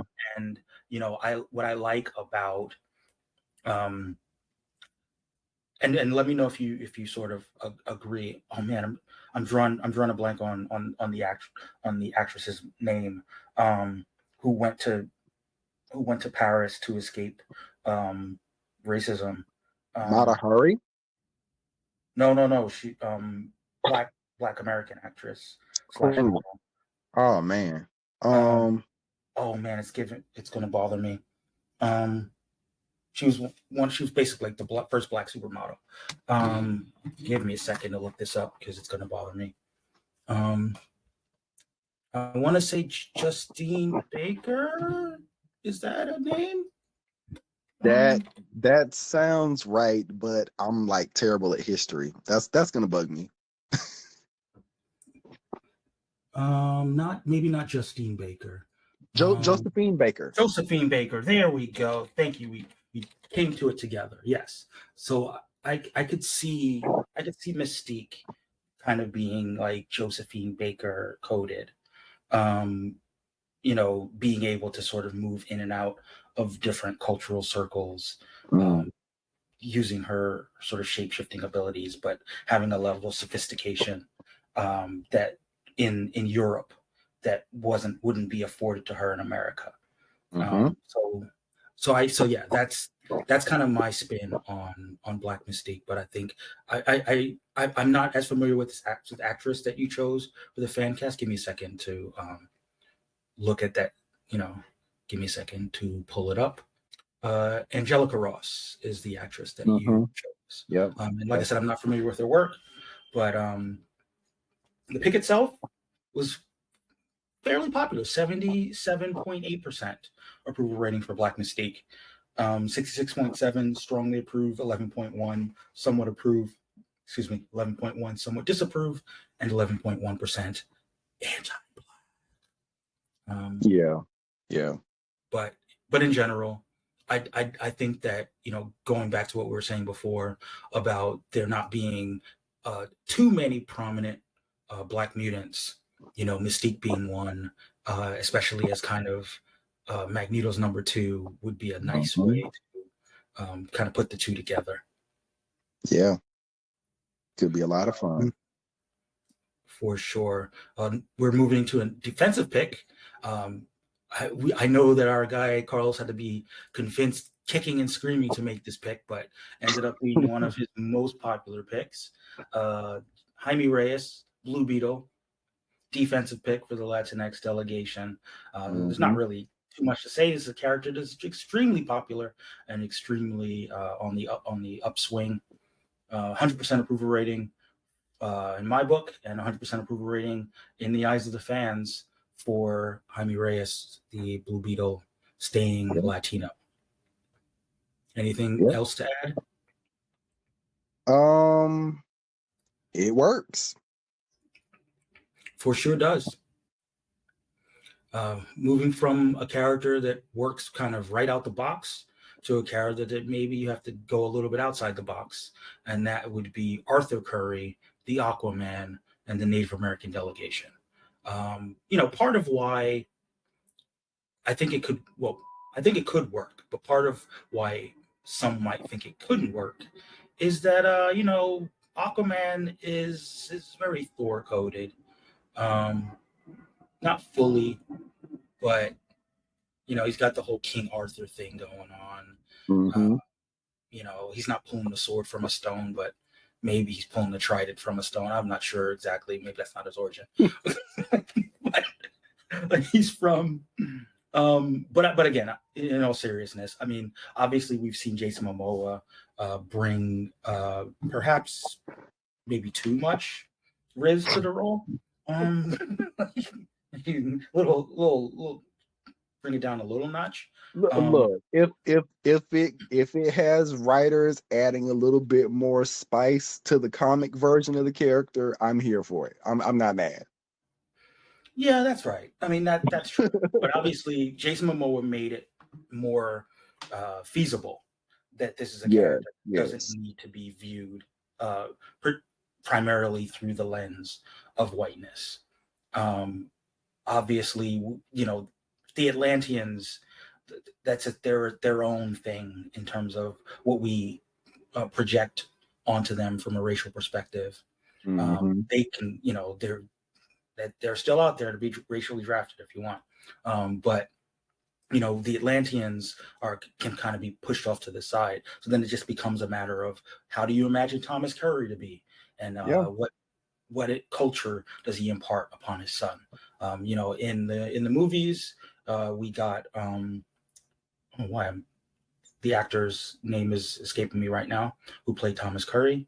But yeah, I mean, obviously he did an admirable job as playing Jason Momoa's dad, and I can totally imagine a similar Native American actor. I don't know which nations would be in that part of the country, Hmm. but but I think it could work. Um, Yeah. Yeah. so it's not necessarily what you would at first glance say. Oh yeah, it I totally. mean, to Yeah. to to be fair, Jason Momoa is Polynesian, and Amnesty Bay is like up in Rhode Island somewhere, I think. And Right. like literally, it's like way up in northeastern United States, coastal, Mhm. and we that's not something that we would associate with that area of the country at all. So Right. definitely Tamara to Morrison is the actor's name. I forgot. But like you yeah. said, yeah, yeah. There's not a huge Polynesian community in Right. Rhode So to turn around and say instead that it was like a native population that was up in that area, it feels you could almost draw the line a little bit easier. Well, and especially the fact, I mean, Thomas Curry just is basically a fisherman who lives in a lighthouse. Hmm. You know, Yep. he's not really coming from the community. Right. He doesn't he doesn't have a large big segment of family, of extended family to Right, exactly. view. And So he's not really expanded on as a character, honestly. Like, I right, mean, aside from his connection to Arthur, that's really kind of it. right. Now, I I I I do think it's interesting. I think it's worth kind of asking, and maybe this is too close to where we're about to go next. How would Arthur Curry, Aquaman, how would his heritage of being Native American, how would that inform how he would lead Atlantis? Would that make him a different kind of ruler than perhaps someone of a different ethnic background and different history with the relationship between his people and colonialists and or um, empires. He's basically Mm, inheriting an He, empire he in might be Atlantis. a tad more sympathetic to the Atlanteans, maybe. I mean, having their natural environment destroyed, like he might be a little bit more. But I mean, he's always sympathetic to them anyway, so I don't think it would be drastically different, honestly. Yeah, no, it's a really good point. But it's only natural that we transition from one aqua-based Native American character to another aqua-based Native American character in Namor, for the Native American delegation. And I mean, all the work's basically been done for us in Black Panther Wakanda Forever. Right, exactly. Yes. Like we saw it. We actually saw it on our screen. We saw what it means to be uh, take to the seas and build a kingdom uh, to protect yourself from the colonizers and not want And to and have. the funny thing about that is, um, the way that they did it is really kind of the only way that you can sort of make the case for a native Namor. Like, if you have, You're gonna have to did you? repeat yourself. You I lost know you this again. phone didn't cut me off again. Okay, okay, Oh, you're all right. back. So, okay, so if you have Namor Namor, that McKenzie. is right. If you have Namor McKenzie, who is the son of the human, whoever, the human sailor and the Atlantean queen, then you have to sort of square the circle more. But if you have the hundreds of year old native Namor, who, his people like magically became adapted to the ocean, then that's like, okay, I've been fully ingrained, enmeshed in the native culture. I don't have to try to be like the man of two worlds. I Hmm. know fully what this culture is like, and I've spent my whole entire life caring about and defending them. Right. And taking it a step further, having been driven from the land to the water and building a kingdom in the water would, Hmm. by almost definitionally, make him wary of the people on the land. Yes, I've seen your works. I've he seen what he you he do. is like a lot of people like to compare him to to Aquaman just because he's an aquatic character, but his personality is far more akin to Orm, to Mhm. Ocean Master. He's far more akin to him. He's like, no, I've seen what the surface world does. And I think that they if they overstep their bounds, they're gonna, I'm a force of nature. They're not gonna, trifle me. So he's far more that than he's ever been Arthur. And so, you have to have sort of that righteous anger, in terms of like, very difficult for him to sort of see the colonizers as sympathetic. Like, it can't be that I grew up among them and like, like, no, I see it purely for what it is. They're despoiling the environment, and they're, and in so doing, they're also harming my people, my culture. Mhm. As they've done before. Right. So yeah, I mean, I think that um, I was never a huge Namor fan. I mean, I thought he was okay, and obviously people love the fact that he was positioned as this sort of romantic rival for Sue Storm in the Fantastic Four. But Yeah, and of course, as a different kind of king, you know, to be the counterpart or the foil for T'Challa. But I honestly think, I mean, that's one thing that we did sort of lose yeah, in not having T'Challa in Wakanda Forever, is the idea that they're kind of doing the same thing, protecting their kingdoms from the outside world, yep, and just one has actually seen what the colonizers are capable of, and right. it makes them a little bit more on edge and more willing to go to dark places to protect. He's almost like a combination of Killmonger and T'Challa. How Hmm. Killmonger was imagined in the MCU. Um, so I think that this version of Namor, as he is in the Right. MCU, is a lot more compelling, and I think that this hopefully will see them try as best as they can to incorporate into the comic book version of Namor, and I think it adds a lot to the character. I think that from the Native American delegation, I think it's a fine pick, and I've got no reason to object to it. I think it's very well done, Pitt. Yeah. So that's so from an approval perspective, it only got 75% approval rating. 58.3 strongly approved, 16.7 somewhat approved, 16.7 somewhat disapprove, and 18.3% colonizer. Let's be honest.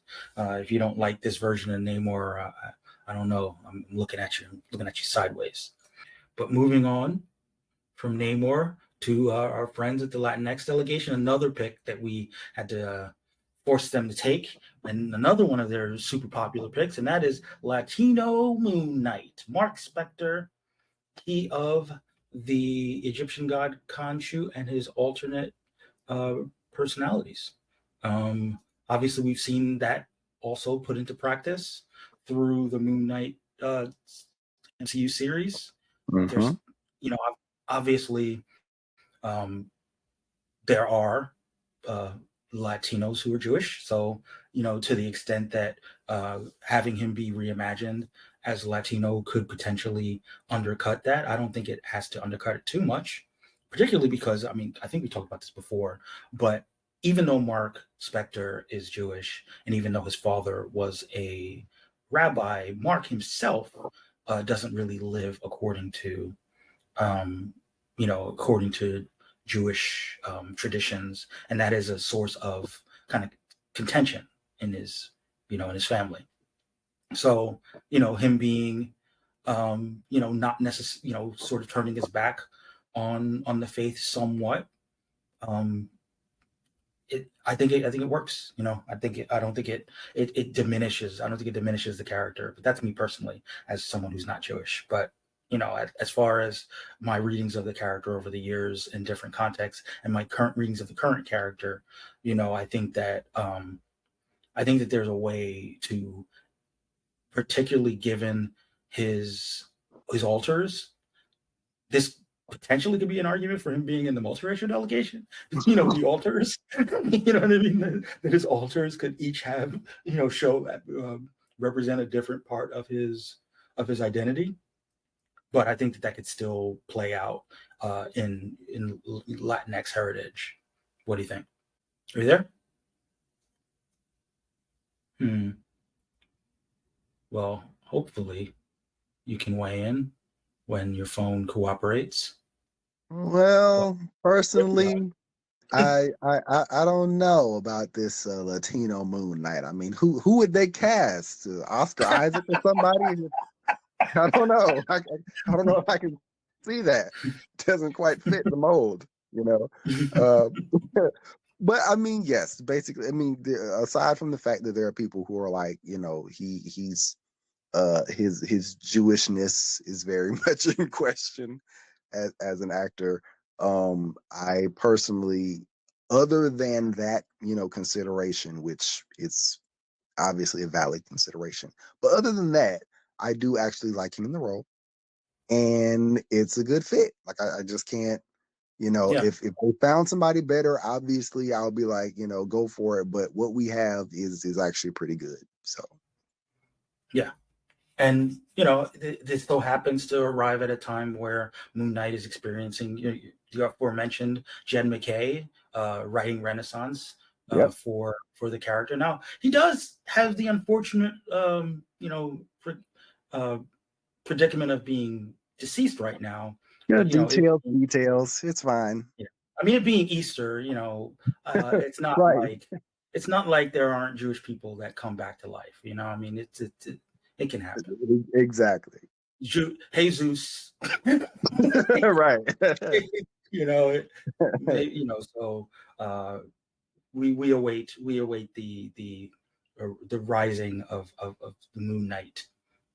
But the people are more than likely on the side right now. 80.9% approval rating for Latino Moon Knight, 71.4 strongly approved, 9.5 somewhat approved, 14.3 somewhat disapproved, and 4.8% racist.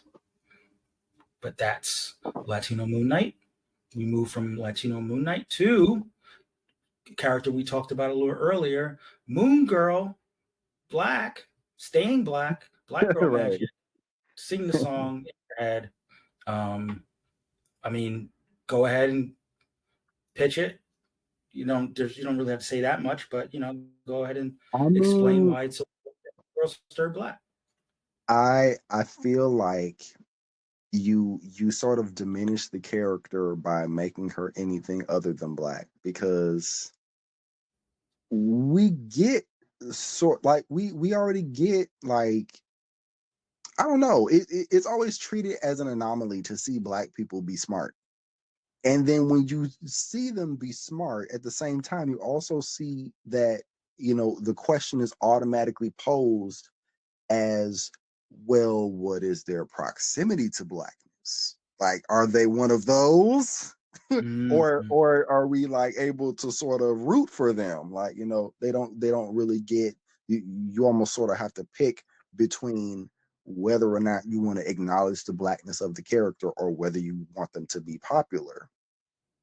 And for her to be black and be starring in her own show, um, her comic, I don't know how well it sold. I'm assuming it sold pretty well if they optioned her for a show. But you know, um, she comes from this community of characters, the Inhumans, that did not have a whole lot going for them in terms of fan goodwill, managed to survive that.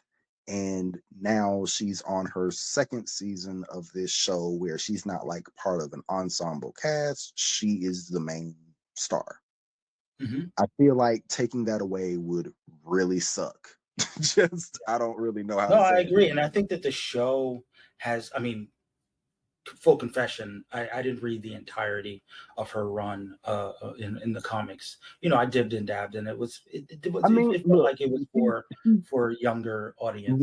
right. She's had the one that was by, I believe it was Amy Reeder, and then she had another one that was shorter lived, by a black writer. I forget what the name was, but um I'm just happy basically that she's persisting, Mm-hmm. and they haven't given it, like, she's not a Miles Morales, right? She's not Yeah. a Miles Morales, she's not a Kamala Khan, but But I she's do think that persisting. the show has Uh-huh. done a lot for her in terms of, I can definitely see, if it hasn't happened. Well, it hasn't happened already, but I can definitely see if they do relaunch her comic, Mhm. bringing in a lot of her extended family to play bigger roles in the book, the way that they've played a bigger role in the comic. I mean, Right. in the show. Right. And I think that Giving her that's right, giving her that allowing us to see her family and her culture and not just be strictly about the science and the superheroing, it went a long way. At least for me it did. exactly. And yeah, and again, doing that fleshes out the character, gives the character more dimensions, Mm-hmm. and creates that kind of cultural specificity that it's not just paying lip service to the idea of black girl magic. It's actually embodying it and giving it life.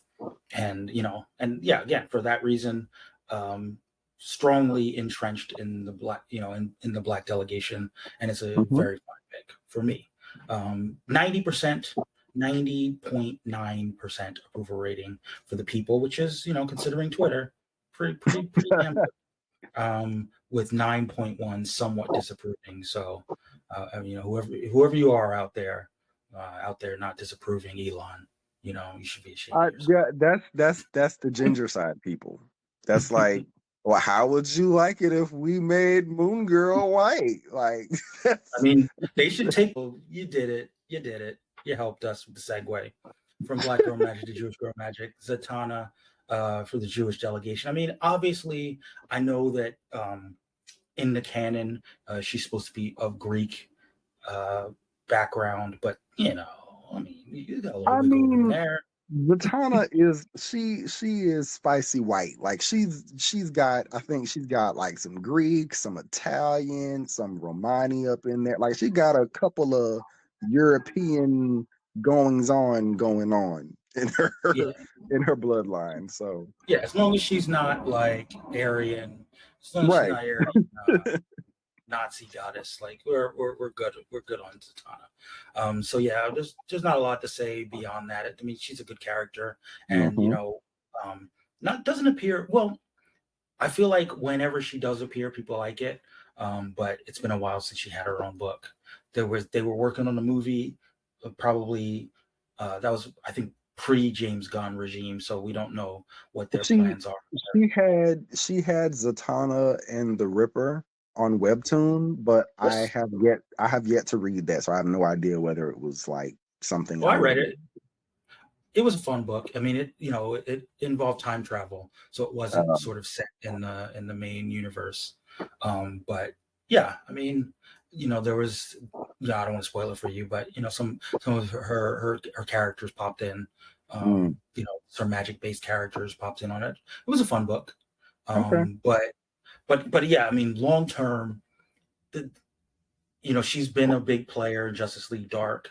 They haven't quite found a spot for her in the main Big Boy Justice League, um, but like I said, she's a popular character. She's probably going to remain popular, and I will look forward to seeing her somewhere in some kind of live action soon. I'm sure. Mm. I think wasn't she in Smallville even? Yes. Yeah, so she's got a For history of better or worse. yeah. But I'm just saying the fact that she's got a history of showing up Hmm. in in all of the series and all of the mediums. I'm surprised she hasn't been in a video game, honestly. Um, but yeah, 77.8% approval rating for Jewish Zatanna, 55.6 strongly approve, 22.2 somewhat approve, and 22.2 strongly disapprove of Jewish Zatanna. Wow, that is some That hardcore. that that can't be anything other than anti-Semitism. Because how do you disapprove of Zatanna? Like Yeah, it's Zatanna, I don't even know how to say anti-Semitism backwards, but that's right? that's the spell right there. Um, moving from yeah, I'm getting really bad with transitions tonight. Sorry, guys. From magic to goblins, sure. Um, Green Goblin #2, Harry Osborn. Or as I like to say, George W. Osborne. Can't quite live up to his daddy's memory. Um, he's out there. He's fine. We put up with him. Friends with Peter, goes supervillain, doesn't live up to his dad. We feel bad for him. Lather, rinse, repeat. But yeah, so the East Southeast Asian delegation, they drafted him. They had a fan cast. I'm trying to remember. It was Charles Melton was the fan cast. I feel like they drafted him as a vehicle for drafting Charles Melton. Because he could definitely play the version of Harry Osborn that we got in the Raimi movies. Hmm. Don't you agree? I think so. Yeah. But Yeah. I'm not sure if I see him in the, as the Harry, the sort of sad Harry from the comics. Um, Yeah, not like if I was to like expect like what we were gonna get for Tom Holland if he were to meet his own Harry Osborn, nah, not really. exactly. And tying it back to what we were saying. I mean, obviously, racial draft being what it is, you can't always line up fathers and sons. But if Norman is black coded or person of color coded, Harry is like person of color coded, but like much more self-hating. Yeah, yeah. More pathos. He definitely listens to Drake, if we're being honest. Harry Osborn. It's just got all Drake on the playlist. But yes, 50% approval rating for Harry Osborn, which even Harry Osborn might say is about right. Um, we will move on from Harry to the other side of the pendulum, and that would be Victor Von Doom, who has no shortage of ego. Victor Von Doom, multiracial Victor. I mean, he's Romani, and that's a multiracial background on its own. So Hmm. it's basically a defensive pick. I know a lot of people think that Romani means white, but no, not in fact. In fact, not the case. Yeah, right. So even That's though way on base. Yeah. even though a lot of people just reflexively draft the whitest of the white people to uh fan cast the Well, whitest of the white people. because they're over in Europe, so people are like, "Oh, you mean like," and then they just find the whitest possible person. Yeah, it's frustrating because especially because Doom is 90% of the time he's under a mask anyway. So Right. it's like you really needed to know. You really need to know that there's a white man under there. No, yeah, If like yeah, anything, he has a mask, but it's a white guy under the mask. Then yeah. I mean, I feel like if anything, that's an argument for him not being, chalky white. That it's like these people just think that I'm a white man under here. yeah, right, exactly. So I'm for it. For some reason, the poll is not loading. The approval poll. I'll give it another shot before I. Hmm. Anyway, Racial drag. Come on, phone. yeah. Don't worry about it. I'll pull it up on my phone. But Doom. Okay, here we go. It says 60% approval rating, Okay, so and then 60% 60%. strongly approve, and then 40% somewhat disapprove. Thank you.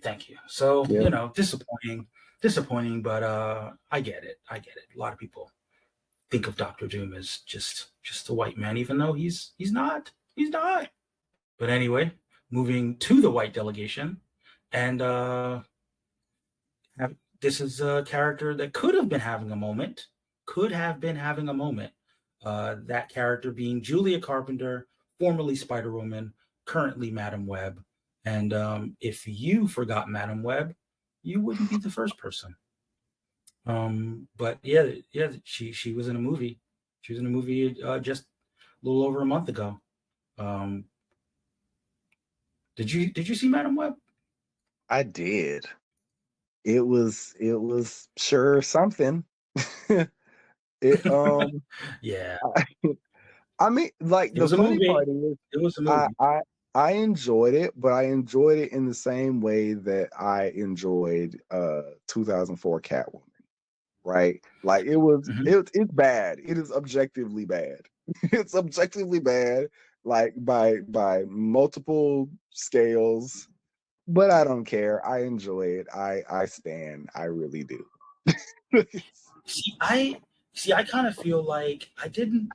It didn't get me to the point where I thought it was bad. It just got me to the point where I was like, I didn't feel like they put anything into it. You know, it felt like a Like movie that was like a TV movie.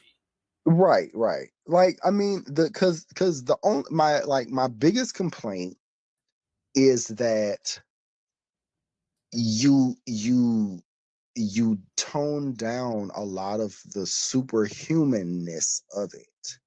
Like that was my main thing that frustrated me because for us to see that the women are suited up and it's like, okay, well, I figured that they might probably not get a whole lot of time, but I'm like, my God, they got at the Mhm. very end we saw them, and it was like, that to me, I feel like if you are hearing about a spider based movie, you're expecting some athletic web slinging stuff to be happening, right? Like if you got any Yeah, spider, I don't care if it's Spider Woman, Spider Girl, Spider Punk, whoever you're talking about, it's going to be like a high flying web swinging wall crawling thing.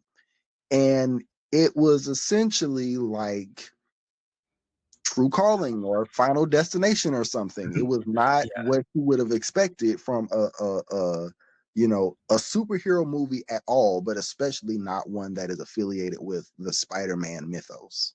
yeah. I called it the pilot of a CW show. I feel like that and the pilot of a CW show that I would probably watch. You know, but Right. uh, not necessarily for the cinema, if you will. I would be on the sidelines championing it after it got canceled from its first season.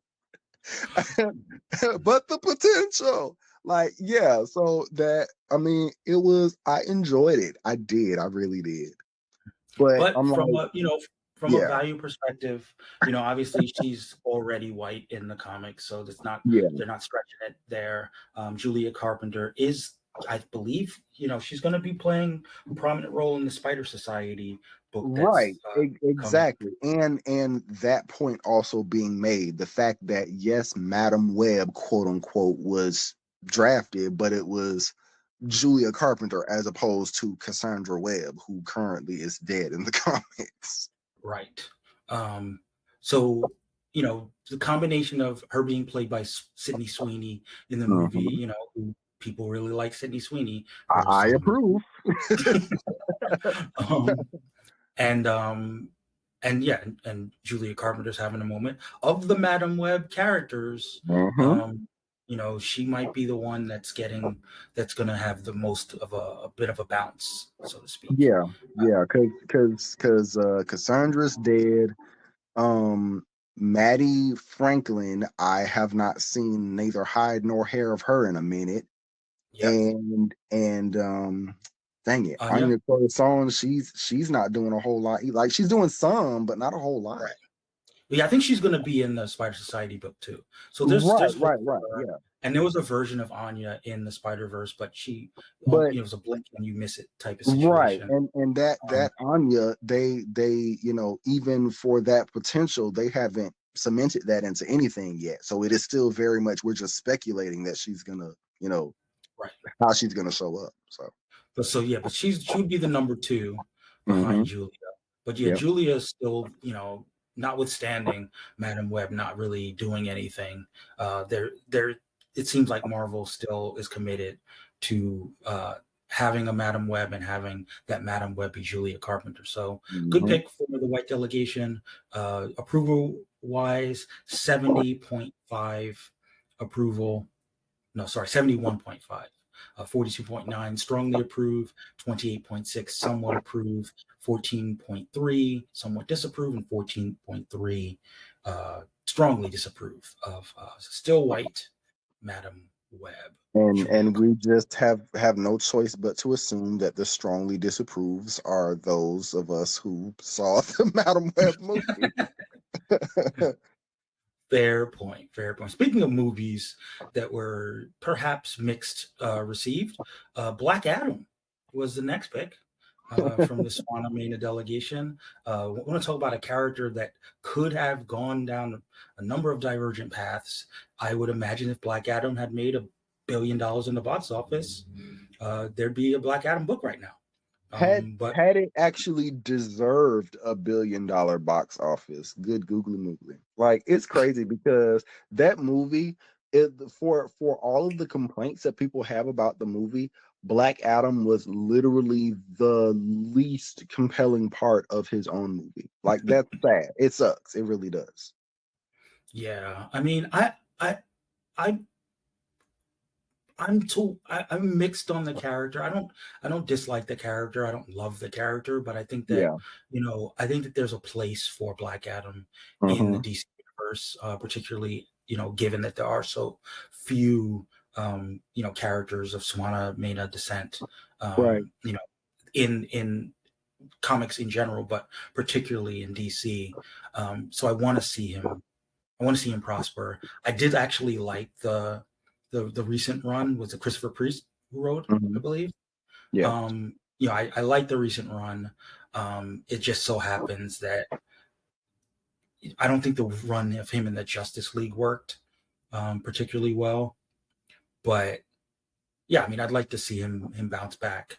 But I'm sure there's a little bit of a sense that DC put a lot of energy into pushing the character and Hmm. didn't feel like it paid off. So they're taking a breather before they bring him back.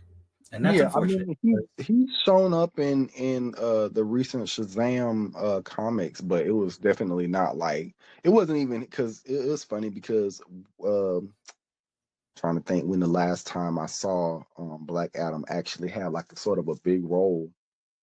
Yes, of course he had his solo, which was 12 issues, but I'm trying to think. I think it was like that last little bit. Dang it, was it Future State? I don't know if it was Future State. It was like around that little parcel of time when like Teen Titans Academy was out, and it was Yeah. like they were hinting that Billy Batson was like in hell. He was like so pure, and he had let himself sort of hold together it was a whole lot of going on. It was like they were doing a whole lot of crap, and it was like it was just not good. But it was like in the midst of that, they also had this old but young version of Black Adam that came. It was very weird. Like they had a lot. Like I don't even know how that got approved in editorial for them to try to like make that happen. But that was like the last time I saw him before he showed up again in this Shazam run that Mark Waid is currently working on. And in this current run, they don't give you any hint that he's going to have any larger role. He's just like one of the multiple things that Billy has to sort of juggle in his superheroing. Mhm. Well, like I said, I think that the fact that the movie uh, didn't really hit like they wanted has Mhm. not only I wouldn't say it hurt the character, but it definitely affected the character's ascent, Yeah, and it's affected the approval rating because it's only 50% approval rating for North African Black Adam to remain North African Black Adam, and that's just an indication that people just don't like the character like they used to. yeah. Um, but we will uh, move to another character that this one's a little more controversial. I mean, this is John Constantine, who was played by Keanu Reeves way back when, but since then has kind of got a different kind of push under a different kind of actor. But the Polynesian delegation had drafted him in a previous season as a dynasty pick, so cashed in on that dynasty. John Yep. Constantine is a little bit of a constant. He gets his runs. He's got a current book. He shows up in other people's stuff. He's their guy. He's their Doctor Strange, so to speak. Oh, In the sorry. sense of I gotta correct you. Constantine. mm, It just came to me. I was like, wait, they said, yeah, Constantine. Yeah. yeah. So I think, yeah, I know you're right. You're right. I mean, obviously, there are many, many, many, many, many, many hours of shows where it's pronounced the other way. But sure, Yeah. Constantine. Um, but obviously, this is less a move, I think, to solidify uh, cultural heritage of him being Polynesian, because it's really important to Constantine or Constantine's character that he be from London and be dirty London, the Yeah. most dirty. Or is it, wait, not Right. London. Wait, not London. Isn't it Liverpool? Liverpool, yes. Yes, Yes. yes. No, listen, Liverpoolians feel some kind of way on not wanting to be compared to the other British people. So yes, shout out to Liverpool. Um, but obviously there can be people of Polynesian descent in Liverpool, and they can, as long as they've got the accent, it can work. So to that end, I guess I could say that I do approve, albeit somewhat. But Right. Exactly. the people, wait for it to load, are largely on my side, given that the approval rating is 71.4%, and all 71.4% is somewhat approved. Um, but 14.3 somewhat disapprove, and 14.3 strongly disapprove of Polynesian Constantine. And that Hmm. brings us to the 10th and final pick of the 10th round of the racial draft. Sadly, I have to say it's my least favorite pick of the round, and that's our friends in the South Asian delegation who drafted Guy Gardner. Ugh. I'm not really sure what I can say to defend this pick, because that if there was ever a Green Lantern that was white coated, it would be that guy. Yeah, I'm not really sure. I'm not really sure how to square the circle. What do you think, Randy?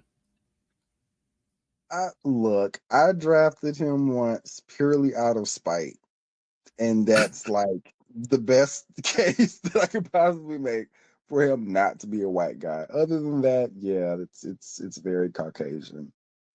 Yeah. So tough look for our guy. Tough look. 50%. Yeah, 50% approval rating, which is higher than I expected. 37.5 strongly approve, 12.5 somewhat approve, Yeah, and the 30 something percent. That's about the same folks who voted for Trump. Yeah, that 12.5. sounds about right. And It's yeah. yeah, and so very polarized. 37.5 strongly approve, and 37.5 strongly disapprove of South Asian Guy Gardner. And those are probably just people who just disapprove generally of Guy Gardner as a character. Like I have a hard time believing that somebody was like, yeah, Guy Gardner, except for 30%. So we're going to take a quick break and just rehydrate, and we'll be back in just a moment after our quick break and go through the final two rounds of the racial draft.